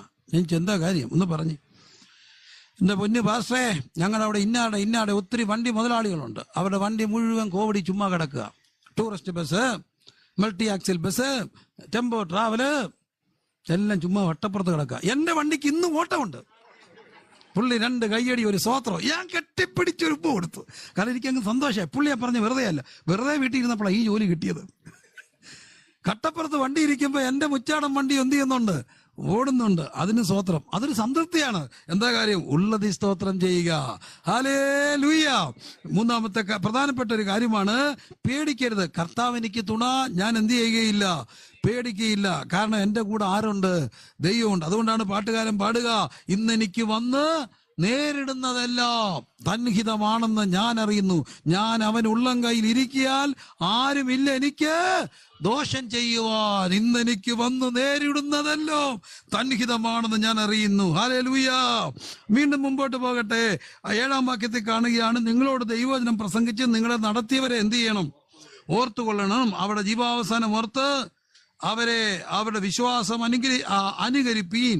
യേശുക്രിസ്തു ഇന്നലെയും ഇന്നും എന്നേക്കും അനന്യൻ തന്നെ. 7-ാമത്തെ വാക്യം പ്രധാനപ്പെട്ട ഒരു വാക്യമാണ്. ദൈവവചനം പ്രസംഗിച്ച് നിങ്ങളെ നടത്തിയവരെ എന്ത് ചെയ്യണം, ഓർക്കണം. അതെല്ലാവരും ഓർക്കുക. നമുക്കൊരു ജീവിതത്തിന്റെ നന്മ വരുമ്പോൾ, ഒരു അനുഗ്രഹം വരുമ്പോൾ, ഒരു വിവാഹം വരുമ്പോൾ നമ്മളെ ഇന്നലകളിൽ നടത്തിയ പ്രാർത്ഥിച്ച ആൾക്കാരെയൊക്കെ എന്ത് ചെയ്യണം, ഓർക്കണം. അവരെ പോയി വിളിക്കണം, അവരെ പോയി കാണണം. പലപ്പോഴും എളിവൻ ശ്രദ്ധിച്ചിട്ടുണ്ട്, പണ്ട് സൺഡേ സ്കൂൾ പഠിച്ചവരെ പോയി കാണുന്നത്, പഠിപ്പിച്ചവരെ പോയി കാണുന്നത്, കൊച്ചിലെ വീട്ടിൽ വന്ന് പ്രാർത്ഥിച്ചവരെ പോയി കാണുന്നത് നമുക്കൊരു നന്മയുണ്ടാകുമ്പോൾ അവർക്കൊക്കെ സന്തോഷമാണ്. നിങ്ങളോട് ദൈവവചനം പ്രസംഗിച്ച് നിങ്ങളെ നടത്തിയവരെ എന്ത് ചെയ്യണം, ഓർക്കണം. വീണ്ടും മുമ്പോട്ട് പോകുമ്പോൾ നാം കാണുകയാണ്, കർത്താവ് ഇന്നലെയും ഇന്നും എന്നേക്കും ആരാണ്, അനന്യനാണ്. ഇനി വേഗത്തിൽ മുമ്പോട്ട് പോകാം പ്രിയമുള്ളവരെ. 14-ാമത്തെ വാക്യം, കൂടാരത്തിൽ ശുശ്രൂഷിക്കുന്നവർക്ക് അഹോവർത്തി ചെയ്യുവാൻ അവകാശമില്ലാത്ത ഒരു യാഗപീഠം നമുക്കുണ്ട്. 11-ാം വാക്യം, മഹാപുരോഹിതൻ പാപപരിഹാരമായി രക്തം വിശുദ്ധ മന്ദിരത്തിലേക്ക് കൊണ്ടുപോകുന്ന മൃഗങ്ങളുടെ ഉടൽ പാളയത്തിന്റെ പുറത്ത് വെച്ച് ചുട്ടുകളയുന്നു. അങ്ങനെ യേശുക്രിസ്തുവും സ്വന്തം രക്തത്താൽ ജനത്തെ വിശുദ്ധീകരിക്കുവാണ്ടതിന് നഗരവാതിലിന് പുറത്ത് വെച്ച് കഷ്ടം അനുഭവിച്ചു. ആകയാൽ നാം അവന്റെ നിന്ന ചുമന്നുകൊണ്ട് പാളയത്തിന്റെ പുറത്ത് അവന്റെ അടുക്കൽ ചെല്ലുക. 13-ാമത്തെ വാക്യം എല്ലാവരും ചേർന്ന് പറഞ്ഞേ. ആകയാൽ നാം അവിടുത്തെ നിന്ന് ചുമന്നുകൊണ്ട് പാളയത്തിന്റെ പുറത്ത് അവിടുത്തെ അടുക്കൽ ചെല്ലും. അപ്പൊ ഈ വിധമായ ഉപദേശങ്ങൾ നൽകിയിട്ട് നിങ്ങൾ നടത്തിയവരെ ഓർക്കണം. 17-ാമത്തെ വാക്യത്തിൽ കാണുന്ന നിങ്ങൾ നടത്തുന്നവരെ അനുസരിക്കണം. 2 ടെൻസാണ്. ഒന്ന് നടത്തിയവരെ ഓർക്കണം, 2 നടത്തുന്നവരെ എന്ത് ചെയ്യണം? അനുസരിക്കണം. ഇനിയും നാം വരുമ്പോൾ കാണുകയാണ് 11-ാമത്തെ വാക്യത്തിൽ 10 കൂടാരത്തിൽ ശുശ്രൂഷിക്കുന്നവർക്ക് അഹോവൃത്തി കഴിപ്പാൻ അവകാശമില്ലാത്ത ഒരു യാഗപീഠമുണ്ട്. അതെന്താണ് ആ യാഗപീഠം? നമുക്കറിയാം. വേഗത്തിൽ മുമ്പോട്ട് പോവുകയാണ്. മനുഷ്യൻ ദൈവത്തോടൊപ്പം ഹാർമണിയിൽ ഏതെങ്കിലും ജീവിച്ചു. എന്നാൽ പാപം ചെയ്തപ്പോൾ മനുഷ്യനും ദൈവം തമ്മിൽ വലിയൊരു ഗൾഫുണ്ടായി, വലിയൊരു വിടവുണ്ടായി. മനുഷ്യനെ ദൈവം തോട്ടത്തിൽ നിന്ന് വന്നാക്കി പുറത്താക്കി തിരിയുന്ന വാളിന്റെ ജാലയമായി കാവൽ നിർത്തി. അങ്ങനെ മനുഷ്യനും ദൈവം തമ്മിൽ വലിയൊരു വിടവുണ്ടായി. എന്നിട്ടും ദൈവത്തിന്റെ മനസ്സ് എന്നും മനുഷ്യനോട് കൂട്ടായ്മ ആചരിക്കുവാൻ വെമ്പുകയാണ്. ഇനി എന്താണ് വഴി? പാപത്തിന്റെ ശമ്പളം മരണമാണ്. പാപത്തിന്റെ ശമ്പളം മരണമായതുകൊണ്ട് പാപം ചെയ്ത മനുഷ്യന് കൂടി ദൈവത്തിന് വസിക്കാൻ കഴിയാത്തത് കൊണ്ട് അവൻ പാപ സ്വഭാവത്തിൽ പിടിക്കപ്പെട്ടത് കൊണ്ടും വീണ്ടും വീണ്ടും പാപം ചെയ്യുന്നത് കൊണ്ടും പാപത്തിന് പരിഹാരം വരുത്തണം. പാപത്തിന് പരിഹാരം വരുത്താൻ ഒരു മാർഗം വെച്ചു. നീ മരിക്കണ്ട, നിനക്ക് പകരം ആര് മരിച്ചാൽ മതി? മൃഗം മരിച്ചാൽ മതി. അതാണ് യാഗമെന്ന് പറയുക. ഉൽപ്പത്തി പുസ്തകത്തിന്റെ 3-ാം അധ്യായം കാണുന്നു. ദൈവം മൃഗത്തിന്റെ തോല് കൊണ്ട് എന്തുണ്ടാക്കി? ഉടുപ്പുണ്ടാക്കി. മൃഗത്തിന്റെ തോല് കൊണ്ട് ഉടുപ്പുണ്ടാക്കണമെങ്കിൽ ആര് കൊല്ലപ്പെട്ടിട്ടുണ്ട്? മൃഗം ആരാണ് ആ മൃഗം? ലോകസ്ഥാപനം മുതൽ അറക്കപ്പെട്ട ദൈവത്തിന്റെ കുഞ്ഞാട്. വീണ്ടും നാം മുമ്പോട്ട് പോകുമ്പോൾ യാഗങ്ങൾ കാണാൻ കഴിയുന്നുണ്ട്. ഉൽപ്പത്തി പുസ്തകം 22-ാം അധ്യായത്തിൽ ദൈവം അബ്രഹാമിനോട് പറയുന്നു, നിന്റെ ഏകജാതനായ ഇസ്ഹാക്കിനെ നീ എനിക്ക് എന്ത് ചെയ്യണം? യാഗമർപ്പിക്കണം. യാഗമർപ്പിക്കാൻ വേണ്ടി ഇസ്ഹാക്കുമായിട്ട് പോവുകയാണ്. 3-ാം ദിവസം അവിടെ എത്തുന്നു. അവിടുന്ന് ഇസ്ഹാക്കും അബ്രഹാം കൂടെ തനിച്ചു പോകുമ്പോ അബ്രഹാം വിറകെടുത്ത് ആടെ തോളി വെച്ചു, ഇസ്ഹാക്കിനെ തോളി വെച്ചിട്ട് മല കയറി പോവുകയാണ്. സത്യത്തിൽ എനിക്ക് അബ്രഹാമിനത് വായിച്ചപ്പോൾ ഭയങ്കര സങ്കടം തോന്നി. ദൈവമേ, എല്ലാ മനുഷ്യർക്കും ഒരു ഡെത്ത് റൈറ്റ് ഇല്ലേ? സന്തോഷമായിട്ട് മരിക്കാൻ അനുവദിക്കണ്ടേ ഈ കൊച്ചനെ? അവിടെ അത്രയും ബാല്യക്കാരൊക്കെ ഉണ്ട്. വേണമെങ്കിൽ ഈ വിറക് ആരെയും കൊണ്ട് ചുമപ്പിക്കാം, ബാല്യക്കാരെയും കൊണ്ട്. പക്ഷെ അബ്രഹാം എന്തിനാ ഇസ്ഹാക്കിനെ കൊണ്ട് ചുമപ്പിച്ചേ? അബ്രഹാം ദീർഘവീക്ഷണത്തിൽ കണ്ടു കാണും. കാലസമ്പൂർണതയിൽ ഏകജാതനായ പുത്രൻ തന്റെ സ്വന്തം തോളിൽ കുരിശും വഹിച്ചുകൊണ്ട് എങ്ങോട്ട് പോയി? ഗബ്ബത മുതൽ ഗോൽഗോത്ത വരെ. ഇസ്ഹാക്ക് ആ വിറകും വെച്ചുകൊണ്ട് പോവുകയാണ്. പോകുന്ന വഴിക്ക് ഒരു ചോദ്യം ചോദിച്ചു, അപ്പ തീയുണ്ട്, വിറകുണ്ട്, കത്തിയുണ്ട്, എല്ലാം ഉണ്ട്, എന്തില്ല? മൃഗമില്ല. ദൈവം അബ്രഹാം പറഞ്ഞു, മോനെ, ദൈവം എന്ത് ചെയ്തുകൊള്ളും കരുതി. അവിടെ ആ സ്ഥലത്തിന് പേരിട്ടു യഹോവ ഈരേ. എന്നിട്ട് അവിടെ ചെല്ലുകയാണ്. ചെന്നിട്ട് യാഗപീഠം ഒരുക്കി, പൈതലിനെ കിടത്തി, കത്തിയെടുത്ത് കുത്താനാഞ്ഞപ്പോൾ ഒരു വിളി, അബ്രാമേ അബ്രാമേ ബാലന്റെ മേൽ കൈവെക്കരുത്. അബ്രാമേ അബ്രാമേ ബാലന്റെ മേൽ കൈവെക്കെന്ന് പറയുമ്പോ ഡബിൾ വിളിയ, അബ്രാമേ അബ്രാമേ അല്ലേ? അബ്രാമ. അത് പേടിച്ചൊരു വിളിയായിട്ടാണ് എനിക്ക് തോന്നുന്നത്. കാരണം നമ്മൾ റോഡേ പോവുകയാണ്, നമ്മുടെ കുഞ്ഞിനെ ഒരു വണ്ടി ഇടിക്കാൻ വരുന്നു, കുഞ്ഞ് കാണുന്നില്ല. അമ്മ എന്താ വിളിക്കും? My dear son, you have to be careful എന്ന് പറയുമോ? ഇല്ല. ഒരൊറ്റ ആള് സത്യത്തിൽ അന്നേരം പറയുമ്പോൾ പേടിപ്പിക്കരുതെന്നാ പറയുക. നമ്മളെപ്പോഴും വണ്ടി ഇരിക്കുന്ന ഇടസരി നിന്ന് പേടിപ്പിക്കരുത് പറയും. എന്നാൽ പോലും നമ്മൾക്ക് എന്ത് ചെയ്യും? പേടി വരും. അപ്പൊ അബ്രഹാമിനെ വിളിക്കുമ്പോൾ ഡബിൾ വിളിയാണ്, പേടിച്ചൊരു വിളിയായിരിക്കും. അപ്പൊ സ്വർഗം പോലും പേടിച്ചു പോയി ആരുടെ മുമ്പിൽ? അബ്രഹാമിന്റെ മുമ്പിൽ. എന്താ കാര്യം? അബ്രഹാം ആഞ്ഞത് കുത്താനാണ്. അബ്രാമേ അബ്രാമേ ബാലിന്റെ മേൽ എന്ത് ചെയ്യരുത്? കൈവെക്കരുത്. അബ്രഹാം തലപൊക്കി നോക്കിയപ്പോ കൊമ്പ് കാട്ടിക്കുരിയും കിടക്കുന്ന ഒരു ആട്ടുകൊറ്റനെ കണ്ടു. അതിനെ എടുത്ത് ആർക്ക് പകരം? ഇസ്ഹാക്കിന് പകരം യാഗം. ഇപ്പൊ ഇവിടെ ഒരു വ്യക്തിക്ക് പകരം ഒരു യാഗം നടന്നു, അല്ലേ? യാഗം നടന്നു. വീണ്ടും യാഗം കണ്ട വളർച്ച നാം കാണുകയാണ്. പുറപ്പാട് പുസ്തകം 12-ാം അധ്യായത്തിൽ ദൈവം മോസസിനോട് പറയുന്നുണ്ട്, നിങ്ങളൊരു മൃഗത്തെ എടുക്കണം. ആർക്ക് പകരം? ഒരു കുടുംബത്തിന് പകരം. കുടുംബമായി എന്താചരിക്കണം? പെസക ആചരിക്കണം. എന്നിട്ട് എല്ലാവരും വീടിനകത്ത് കയറക്കണം. ഒരു കുടുംബത്തിലുള്ളവരെല്ലാവരും അവിടെ വേണം. എന്നിട്ട് അതിന് രക്തം കട്ടളക്കാൽമേലും കുറുമ്പടിമേലും. ആർക്ക് പകരം? കുടുംബത്തിന് പകരം. വീണ്ടും നമ്മൾ മുമ്പോട്ട് പോകുമ്പോൾ ലേവ്യ പുസ്തകം 16-ാം അധ്യായത്തിൽ കാണുന്നു, അഹരോന്റെ പുത്രന്മാർ കൂടാരത്തിലേക്ക് ചെല്ലുകയും അവര് മരിക്കുകയും ചെയ്തപ്പോൾ ദൈവം പറഞ്ഞു, ഇനി അങ്ങനെ വരല്ലേ, നിങ്ങൾ ആണ്ടിലൊരിക്കൽ ഒരു മൃഗത്തെ കൊണ്ടുവരണം. ചീട്ട് വീണ് മൃഗത്തെ പുറത്തേക്ക് കൊണ്ടുപോകുമ്പോൾ അതിന്റെ തലയിൽ ആരുടെ പാപം വെക്കണം? രാഷ്ട്രത്തിന് പോകുമ്പോൾ യോഹന്നാൻ സ്നാപകൻ പറയുന്ന ഒരു വാക്കുണ്ട്, ഇതാ ലോകത്തിന്റെ പാപത്തെ ചുമക്കുന്ന ദൈവത്തിന്റെ കുഞ്ഞാണ്. ഒരു വ്യക്തിക്ക് വേണ്ടി മാത്രമല്ല, ഒരു കുടുംബത്തിന് വേണ്ടി മാത്രമല്ല, ഒരു രാഷ്ട്രത്തിന് വേണ്ടി മാത്രമല്ല. യേശുക്രിസ്തുവിന്റെ സമയത്ത് ഇതോ ലോകത്തിന്റെ പാപത്തെ ചുമക്കുന്ന ദൈവത്തിന്റെ കുഞ്ഞാണ്. അപ്പൊ ലേവ്യ പുസ്തകത്തിലേക്ക് വരുമ്പോൾ നാം കാണുന്നുണ്ട് മഹാപാപ പരിഹാര ബലി. അതാണ് ഏറ്റവും വലിയൊരു ബലി. ഞാൻ വേഗത്തിൽ ചുരുക്കമായിട്ട് അതൊന്ന് പറയാം. നോക്കൂ, ബലികൾ എന്നും ഉണ്ട്. പക്ഷെ ബലികൾ ഏത് പുരോഹിതനും ദിവസേന ശുശ്രൂഷയും പാപങ്ങളെ പരിഹരിപ്പാൻ ഒരു നാളും കഴിയാത്ത ബലികളെ കൂടെ കൂടെ കഴിക്കുമ്പോൾ ബലി എന്നുകൊണ്ട് ആവർത്തിക്കപ്പെടേണ്ട ബലി. എന്നാലും ആണ്ടിലൊരിക്കൽ കഴിക്കുന്ന ബലിയുണ്ട്. അതാണ് മഹാപുരോഹിതൻ കഴിക്കുന്ന യാഗം. അന്ന് കൊണ്ടുവരുന്ന മൃഗത്തെ ആർക്ക് അവകാശമില്ല? പുരോഹിതന്മാർക്ക് കഴിക്കാൻ അവകാശമില്ല. ഇല്ലെങ്കിൽ ഇതിന്റെ ഇറച്ചിയൊക്കെ ആർക്ക് കഴിക്കാം? പുരോഹിതന്മാർക്ക് കഴിക്കാം. പക്ഷെ ആണ്ടിലൊരിക്കൽ കൊല്ലപ്പെടുന്നതിനെ പുറത്തു കൊണ്ടുപോയി എന്ത് ചെയ്യും? കൊല്ലും. ഇത് മഹാപാപ പരിഹാര ബലി നടക്കപ്പെടുന്ന ബലിയാണ്. ആ ബലിക്ക് കൊണ്ടിരുന്ന മൃഗത്തെ എവിടെ കൊണ്ടുപോകണം? പാളയത്തിന്റെ പുറത്ത് കൊണ്ടുപോയി ചുട്ടുകളയണം. അതിന്റെ രക്തം മാത്രം എടുത്തുകൊണ്ട് മഹാപുരോഹിതൻ അതിവിശുദ്ധ സ്ഥലത്തേക്ക് വന്നിട്ട് ജനത്തിന്റെ പാപത്തിന് വേണ്ടി അർപ്പിക്കണം. ഇതുപോലെ യേശുക്രിസ്തുവും നമുക്ക് വേണ്ടി കാലസമ്പൂർണതയിൽ എവിടേക്ക് പോയി? പാളയത്തിന്റെ പുറത്തേക്ക് പോയി. യേശുക്രിസ്തുവിനെ ക്രൂശിച്ച സ്ഥലം നഗരത്തിന് പുറത്തായിരുന്നു. നഗരത്തിന്റെ പുറത്തേക്ക് പോവുകയാണ്. എന്തുകൊണ്ട്? സ്വന്തം തോളിൽ കുരിശും എടുത്തുകൊണ്ട് പോയി. ഇതുപോലെ മഹാപുരോഹിതൻ കഴിക്കുന്ന ആ ആണ്ടിലൊരിക്കൽ കഴിക്കുന്ന മൃഗത്തെ എവിടെ കൊണ്ടുപോകും? പുറത്തേക്ക് കൊണ്ടുപോയിട്ട് മഹാപുരോഹിതൻ എങ്ങോട്ട് പോകും? അതിവിശുദ്ധ സ്ഥലത്തേക്ക് പോകും. എന്നിട്ട് പോകുമ്പോൾ അവിടെ ഒരു ദേവാലയത്തിന്റെ ഒരു തിരശീലയുണ്ട്, അത് മാറ്റി കയറും.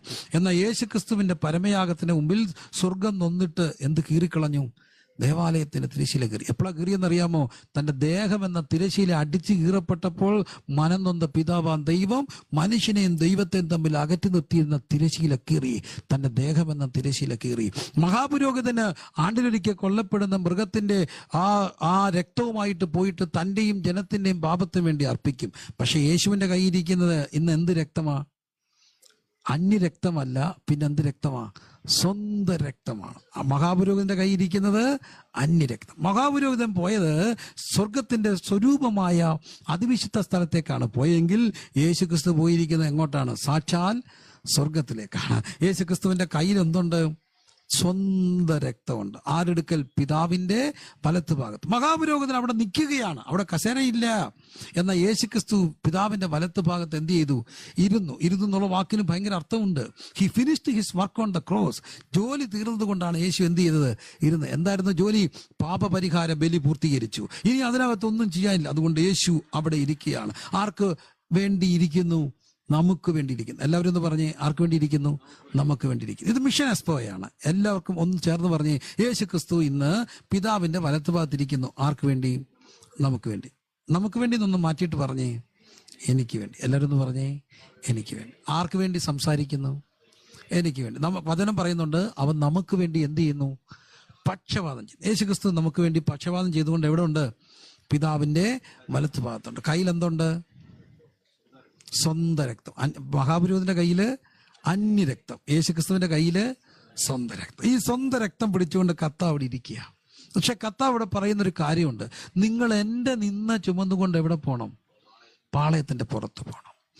ചുരുക്കത്തിൽ ഒരു വ്യക്തി രക്ഷിക്കപ്പെട്ടു കഴിഞ്ഞാൽ അവൻ ക്രിസ്തുവിലൂടെ എവിടെ ചെല്ലും? പിതാവിന്റെ അരികെ ചെല്ലും. എന്ന് പറഞ്ഞ് ക്രിസ്തുവിലൂടെ എവിടെ ചെല്ലും? പിതാവിന്റെ അടുക്കൽ ചെല്ലും. പിതാവിന്റെ അടുക്ക ഇരുന്നുകൊണ്ട് ക്രിസ്തു നമുക്ക് വേണ്ടി നമ്മുടെ കാര്യങ്ങളെല്ലാം പറയുകയാണ്. നമുക്ക് വേണ്ടി പക്ഷപാതം ചെയ്യണം. ആ ഉത്തമ ബോധ്യമുള്ളവരും ദൈവത്തിന് സ്തുതി ചെയ്തി. നാം പ്രാർത്ഥിച്ച് കിട്ടിയ അനുഗ്രഹങ്ങളാണോ കൂടുതൽ അനുഗ്രഹങ്ങളാണോ കൂടുതൽ? പ്രാർത്ഥിക്കാതെ ദൈവം തന്ന അനുഗ്രഹങ്ങളാണോ കൂടുതൽ? പ്രാർത്ഥിച്ചു എന്ന് മസിൽ പിടിക്കരുത്. കാരണം നാം ഉറങ്ങിയപ്പോഴും ആര് പ്രാർത്ഥിച്ചുകൊണ്ട് പക്ഷപാതം ചെയ്തുകൊണ്ടിരുന്നു? ക്രിസ്തു. ആത്മാവതാൻ ഉച്ചരിച്ചുകൂടാത്ത ഞരക്കങ്ങളാൽ നമുക്ക് വേണ്ടി പക്ഷപാതം ചെയ്തു. അപ്പൊ ക്രിസ്തു നമുക്ക് വേണ്ടി പക്ഷപാതം ചെയ്യുന്നു. എന്നിട്ട് ക്രിസ്തു നമ്മോട് ആവശ്യപ്പെടുന്നു, നിങ്ങൾ എന്റെ നിന്ന ചുമന്നുകൊണ്ട് എവിടെ പോകണം? പാളയം. ഈ മൃഗത്തെ ആണ്ടിലൊരിക്കൽ കൊല്ലുന്ന മൃഗത്തെ എവിടെയാ കൊല്ലുക? പാളയത്തിന്റെ പുറത്താണ്. അതിന്റെ ഉടൽ അവിടെ കിടപ്പുണ്ട്. അതിന്റെ ഉടൽ ചുട്ടുകളയും. എന്ത് മാത്രം കൊണ്ടുപോകും? രക്തം. ഈ പശ്ചാത്തലം എടുത്തുകൊണ്ട് വചനം പറയുന്നു, എന്റെ അടുക്കൽ വരിക. അപ്പോൾ അങ്ങനെയാണെങ്കിൽ യേശുക്രിസ്തുവിന്റെ ഉടൽ എവിടാ? പുറത്താണ്. രക്തം നമുക്ക് വേണ്ടി സംസാരിക്കും. അപ്പൊ നാം ക്രിസ്തുവിലാകുമ്പോൾ ക്രിസ്തുവിലൂടെ നാം പിതാവിന്റെ അടുത്ത് ചെല്ലുന്നു. പക്ഷെ പിതാവിന്റെ അടുക്ക ക്രിസ്തുവിലൂടെ ചെല്ലുമ്പോൾ ക്രിസ്തു നമ്മോട് ആവശ്യപ്പെടുന്ന ഒരു കാര്യമുണ്ട്. ഞാൻ നിങ്ങളിലൂടെ അവിടേക്ക് ചെല്ലണം. എവിടേക്ക്? പാളയത്തിന്റെ പുറത്തേക്ക്. ഉറക്കെ പറഞ്ഞേ, എങ്ങോട്ട്? എനിക്കതൊന്നും ഈ ഓൺലൈൻ ആയതുകൊണ്ട് ക്യാമറയൊക്കെ സെറ്റ് ചെയ്ത് വെച്ചിരിക്കുന്നതുകൊണ്ട് അത് ചിലപ്പോൾ ആരെങ്കിലുമൊക്കെ വിളിച്ച് കാണിച്ചാൽ അതിൻ്റെ ക്യാമറ ശരിക്കും കിട്ടത്തില്ല. അവർക്കത് എടുത്തൊക്കെ നേരത്തെ സെറ്റ് ചെയ്തില്ലെങ്കിൽ അതൊക്കെ പാടാം. എന്നാലും ക്രിസ്തു നമ്മളിലൂടെ എവിടെ ചെല്ലണം? പാളയത്തിൻ്റെ പുറത്ത്. പാളയത്തിൻ്റെ പുറത്ത് ആരാ? അന്നത്തെ ഒരു സെറ്റപ്പ് ഉണ്ട്. രാഷ്ട്രം സെറ്റ് ചെയ്തിരിക്കുന്നത് അതിവിശുദ്ധ സ്ഥലം, ദേവാലയം, പിന്നെ പ്രാകാരം, പിന്നെ പാളയം, പിന്നെ പാളയത്തിൻ്റെ പുറത്ത്. പാളയത്തിൻ്റെ പുറത്ത് ആരാ? കുഷ്ഠരോഗി, വേശ്യാവൃത്തി പിടിക്കപ്പെട്ടവര്, ശബത്ത് ലംഘിച്ചവര്, ദൈവദൂഷണം പറഞ്ഞവര്, ഇവരെല്ലാം എവിടാ? പാളയത്തിൻ്റെ പുറത്ത്. ക്രിസ്തു പറഞ്ഞു, നിങ്ങൾ എവിടെ പോകണം? പാളയത്തിന് പുറത്ത്. ആരെടുക്കൽ? എൻ്റെ അടുക്കൽ. അപ്പൊ ഇവരിലാണ് ആരുള്ളത്? ക്രിസ്തു ഉള്ളത്. അവിടേക്ക് ക്രിസ്തുവിന് പോകണം. ക്രിസ്തു ജഡാവതാരം എടുത്ത് ഭൂമി പാർത്തപ്പോൾ 2000 വർഷം മുമ്പ് താൻ നടന്നതെല്ലാം ഈ പുരുഷാരത്തിന്റെ കൂടെ. പുരുഷാരം എന്ന് പറയുന്നത് ഇതായിരുന്നു: പാപികൾ, ചുങ്കക്കാർ, കുഷ്ഠരോഗികൾ, വഞ്ചിക്കപ്പെട്ടവർ, വ്യഭിചാരികൾ, പാപത്തിൽ പിടിക്കപ്പെട്ടവർ. അവരുടെ കൂടെ ക്രിസ്തു നടന്നു. ഇന്ന് ക്രിസ്തു അക്ഷരികമായി ആത്മശരീരത്തിലാണോ ഭൗതിക ശരീരത്തിലാണോ? ആത്മശരീരത്തിലാണ്. പക്ഷെ ക്രിസ്തുവിന് ഇന്നും അവിടെ പോകണം. ആരിലൂടെ പോകും? നമ്മളിലൂടെ പോകും. എല്ലാവരും ഒന്ന് പറഞ്ഞ്, ആരിലൂടെ പോകും? നമ്മൾ, എന്നിലൂടെ പോകും, അല്ലേ? എന്നിലൂടെ ക്രിസ്തുവിന് അവിടെ പോകണം. ക്രിസ്തുവിന് ഇന്ന് അക്ഷരാർത്ഥത്തിൽ കാലുണ്ടോ? ഇല്ല. ക്രിസ്തുവിന്റെ കാലുകൾ ആരാ? നമ്മളാണ്. ക്രിസ്തുവിന് ഇന്ന് കൈകളുണ്ടോ? ഇല്ല. ആരുടെ കൈകളാ? നമ്മുടെ കൈകളാ. നമ്മുടെ കൈകളിലൂടെ ക്രിസ്തു അവിടെ ചെല്ലണം. സന്തോഷമുണ്ട് പ്രിയരെ? നമ്മുടെ കൈകളിലൂടെ ക്രിസ്തു അവിടെ ചെല്ലണം. കല്യാണം കഴിഞ്ഞ 2001 ജൂലൈ 5, മറക്കാത്ത ദിവസം. എല്ലാവരുടെയും പോലെ എൻ്റെ വിവാഹം കഴിഞ്ഞു. സന്തോഷം. പക്ഷെ ആ വെളുപ്പിന് ജൂലൈ 6 രാവിലെ എന്തെന്നില്ലാത്തൊരു അസ്വസ്ഥത. എല്ലാവരും ഉറങ്ങുന്നു, നല്ല മഴ. ഞാൻ പക്ഷേ ഒരു 4 ആയപ്പോഴേ ഉണർന്നു കിടക്കുകയാണ്. മനസ്സിങ്ങനെ കരയുന്നു. എനിക്ക് എന്നോട് തന്നെ പുച്ഛം തോന്നി. നിനക്ക് എന്താ പറ്റിയേ? എനിക്ക് എന്താ പറ്റിയെന്ന് എനിക്കറിയില്ല. ഒരു നേരം ഇങ്ങനെ പരപര വിളിക്കുമ്പോൾ എല്ലാവരും ഉറങ്ങുകയാണ്. എൻ്റെ ഭാര്യ ഉറങ്ങുന്നു, എല്ലാവരും ഉറക്കും. ഞാൻ പതുക്കെ വീടിന് പുറത്തിറങ്ങി. വീടിൻ്റെ മുറ്റത്ത് ഒരു പൊമേറിയ നായുണ്ട്. അതിനെ അഴിച്ചു. പരപര ഇങ്ങനെ വെളുക്കുന്നു, മഴ ചാറുന്നു. എനിക്ക് എവിടെ പോകണമെന്ന് അറിയത്തില്ല. മനസ്സിങ്ങനെ കലുഷിതമാണ്, കരയാൻ തോന്നുന്നു. അപ്പം ഞാനിപ്പം കരഞ്ഞാൽ എല്ലാവരും പറയും എന്താണ്ട് കുഴപ്പം പറ്റിയവനാണ്. പക്ഷെ എന്തോ പറ്റിയെന്ന് എനിക്കും അറിയത്തില്ല. ഞാൻ റോഡിലൂടെ കുറേ നടന്ന് അവിടെ ഒരു വെള്ളം പോകുന്ന തോടുണ്ട്. അവിടെ കൊണ്ടുവന്നപ്പം എൻ്റെ നായ്ക്കുട്ടി അവിടെ കെട്ടിയിട്ട്, അത് ഓട്ടി ഇറങ്ങുന്നില്ല, അത് അവിടെ നിന്ന് കുരയ്ക്കുന്ന അതിനെ അവിടെ കെട്ടിയിട്ട് ഞാൻ തോട്ടിലൂടെ നടന്ന് ഇങ്ങനെ കയറി പോകുമ്പോൾ ഒരു വീടിൻ്റെ മുറ്റത്ത് ഒരാൾ ഇരിപ്പുണ്ട്. സിറ്റൗട്ടിൽ ഇരുന്നു കൊണ്ട് എന്തൊക്കെ പുലമ്പുന്നു. എനിക്ക് അകന്ന് ബന്ധമുള്ളൊരു വീടാണ്, വളരെ അടുപ്പമുണ്ട്. അപ്പം ഞാൻ ആ വീട്ടിൽ കയറി ചെന്നു. ഞാൻ ചോദിച്ചു, ചേച്ചി എന്ത് ചെയ്യേ? ചേച്ചി എല്ലാവരും എന്ത് ചെയ്യേ? എന്നാൽ പുള്ളി രാവിലെ കുടിക്കുകയാണ്. വൈഫിനെ നല്ല ഭാഷ പറഞ്ഞുകൊണ്ട് അവിടെ ഇരിക്കുക. ഒത്തിരി വർഷം മുമ്പ് ഞാൻ ആ പെരയ്ക്കകത്ത് കയറി. ആ ചേച്ചി കിടന്ന, എനിക്ക് സ്വാതന്ത്ര്യമുള്ള വീടാണ്. ആ കഥകെ കൊട്ടി. കുറേ നേരം കൊട്ടിയിട്ടും തുറന്നില്ല. എന്നിട്ട് നേരം വെളുക്കുന്ന ഒരു 5:45, 6 മണിയാകുന്നുള്ളൂ. ഇപ്പോഴാണ് അങ്ങനെ ചെയ്യത്തില്ല. അന്നത്തെ ആ ചെറുപ്പത്തിൻ്റെ ആവേശത്തിൽ ഞാൻ പുറമോട്ട് മാറി കാലും മുടക്കി ഒരൊറ്റ തൊഴിക്ക് കഥക് തുറന്നു. കഥക് തുറന്നുമ്പം കാണുന്ന കാഴ്ച, ഒരു മേശയിൽ ഒരു ടീപ്പോ ഇട്ടിട്ട് മേളിൽ നിന്ന് ഷാള് കുരുങ്ങി താപ്പോട്ട് കിടപ്പുണ്ട്. അവർ കയറണോ വേണ്ട എന്ന് ആലോചിച്ച് അവിടുത്തെ നിൽക്കുകയാണ്. കൊച്ചു 2 പിള്ളേർ അവിടെ കിടപ്പുണ്ട്. തമ്പുരാന്റെ കൃപ, അവർ മരിച്ചില്ല. ഇന്ന് ആ പിള്ളേർ വിദേശത്താണ്. ദൈവം അവരെ മാനിച്ചു. എത്രയോ വർഷം കഴിഞ്ഞു. പക്ഷെ ഇന്നെനിക്ക് സന്തോഷമുണ്ട്. രാവിലെ കർത്താവിന് അവിടെ പോകാനൊരു കാല് വേണമായിരുന്നു. എളിവൻ്റെ കാലിലൂടെ അവിടെ പോയി. എൻ്റെ ഒരു പ്രിയപ്പെട്ട സഹോദരി കഴിഞ്ഞ ദിവസം എന്നോട് പറഞ്ഞു, അത് നടന്ന സംഭവമാണ്. എൻ്റെ കൂടെ ഒരു ചെറിയാനെന്ന് പറഞ്ഞൊരു പാസ്റ്ററുണ്ട്. അവൾ നേഴ്സാണ്. ആ പറഞ്ഞ സഹോദരി, അവൾക്കൊരു ജീവിതം, അവളൊരു പ്രത്യേക പശ്ചാത്തലത്തിൽ വീട്ടുകാരൊക്കെ ആയിട്ട് ഇച്ചിരി പ്രയാസവും സ്നേഹവിവാഹവും കഴിഞ്ഞാണ്. പക്ഷെ ഒരു ദിവസം വല്ലാത്തൊരു നിരാശ, ചില സാഹചര്യങ്ങൾ തോന്നി. അവിടെ ഓഫീസിൽ അവളിങ്ങനെ മരിക്കാൻ എല്ലാം ഒരുക്കിക്കൊണ്ടിരിക്കുമ്പോൾ അവൾ കസേര കയറി നിൽക്കുകയാണ്. താഴെ ഫോൺ അടിക്കുന്നു. പടപടാന്നടിക്കുമ്പോൾ ഈ ചെറിയാനൊരു പാസ്റ്ററോട് ദൈവാത്മാ പെട്ടെന്ന് പറഞ്ഞ് അവരെ വിളിച്ച് 2 നോട്ട് അവൾ ഇഗ്നോർ ചെയ്തു. പക്ഷെ ഇറങ്ങി വന്ന് എടുത്തപ്പോൾ ഈ സഹോദരിയോട് സംസാരിച്ചു. അതുകൊണ്ട് ആ സഹോദരി മരിച്ചില്ല. ഇന്ന് ഞങ്ങളുടെ സഭയിലെ ഏറ്റവും അനുഗ്രഹിക്കപ്പെട്ട ഒരു സഹോദരിയാണ്. അന്നേരം വിളിക്കണമെങ്കിൽ തമ്പുരാൻ ഒരാളുടെ ഫോൺ വേണമായിരുന്നു. ക്രിസ്തു നമ്മളിലൂടെ പോവുകയാണ്. എത്രയോ വട്ടം വെളുപ്പിനെ എൻ്റെ അമ്മ എന്നെ ഉണർത്തി. എനിക്ക് ഭയങ്കര ദേഷ്യമാണ് ഈ രാവിലെ വിളിക്കുന്നത്. അമ്മ ഇങ്ങനെ അടുത്ത് വന്നിട്ട് തോണ്ടി വിളിക്കുക. എടാ പാടാ, എടാ ഇച്ചിരി നേരം കിടന്നുറങ്ങിയോണ്ട് എന്തോ സംഭവിക്കടാ? ഒന്നും സംഭവിക്കാം, നാളെ ഉറങ്ങാടാ, എഴുന്നേക്കടാ. എന്താ? വലിച്ചുണർത്തി. രാത്രി സ്കൂട്ടറെ എടുപ്പിച്ചു. അതിനാ വിളിപ്പിക്കുക. എടുക്കുക, ഉടൻ വരെ അത്യാവശ്യമായിട്ട് പോകണം. പാതിരാത്രിക്കാണ്. നല്ല ഉറക്കത്തിൽ നിന്ന് പൊക്കി എടുത്തു കൊണ്ടുപോയി. ആ വണ്ടിയിൽ ഇച്ചിരി എന്തൊക്കെയോ സാധനമുണ്ട്. ഒരു വീട്ടിൽ ചെന്ന് വിളിച്ചുണർത്തി കയറി. അവരെ ഉണർത്തി. അമ്മ അടുക്കളയിലൊക്കെ കയറി നോക്കിയപ്പോൾ 2 ദിവസമായി കഞ്ഞി വെച്ചിട്ട്. പക്ഷെ അമ്മയുടെ കയ്യിൽ ഈ ബാഗിനകത്ത് കഞ്ഞിയും പയറും എല്ലാം ഉണ്ട്. അവിടെ നിന്നുകൊണ്ട് കഞ്ഞി അരി വെപ്പിച്ച് പയറിട്ട് കൊടുത്ത് കഴിപ്പിച്ച് അവിടുന്ന് കുടിപ്പിച്ചിട്ട് പോന്നു. ഇന്നും അവരെന്നെ കാണും പറയും, ആ രാത്രി കൊച്ചമ്മ ഒന്ന് പ്രാർത്ഥിച്ച് അരിയിട്ട് പിന്നെ ഇന്ന് വരെ പട്ടിണി കിടന്നിട്ട്. പക്ഷെ ഒരു രാത്രി വിശന്ന് കിടക്കുന്ന അവരുടെ അടുക്ക പോകാൻ തമ്പുരാനൊരു കൈ വേണമായിരുന്നു. മിഷൻ എന്നൊക്കെ പറഞ്ഞാൽ ഇത്രയേ ഉള്ളൂ. കർത്താവിന് പോകേണ്ടടുത്ത് പോകാൻ കാല്, കർത്താവിന് തൊടേണ്ടവരെ തൊടാൻ കൈ, കർത്താവിന് ഒരിടത്ത് എന്ന് പറയണം, മരിക്കല്ല കുഞ്ഞേ, നിനക്ക് വേണ്ടി ഞാൻ മരിച്ചു, ഇത് പറയാൻ ഒരു വാ വേണം. ആരൊക്കെയോ ആ വായായി നമ്മളുടെ അടുക്ക വന്നുകൊണ്ടാണ് ഇന്ന് നമ്മൾ യേശുവിൻ്റെ സന്തോഷം അനുഭവിക്കുക. ആരൊക്കെയോ ഈ കുന്നുകളും ദേശത്തൂടെ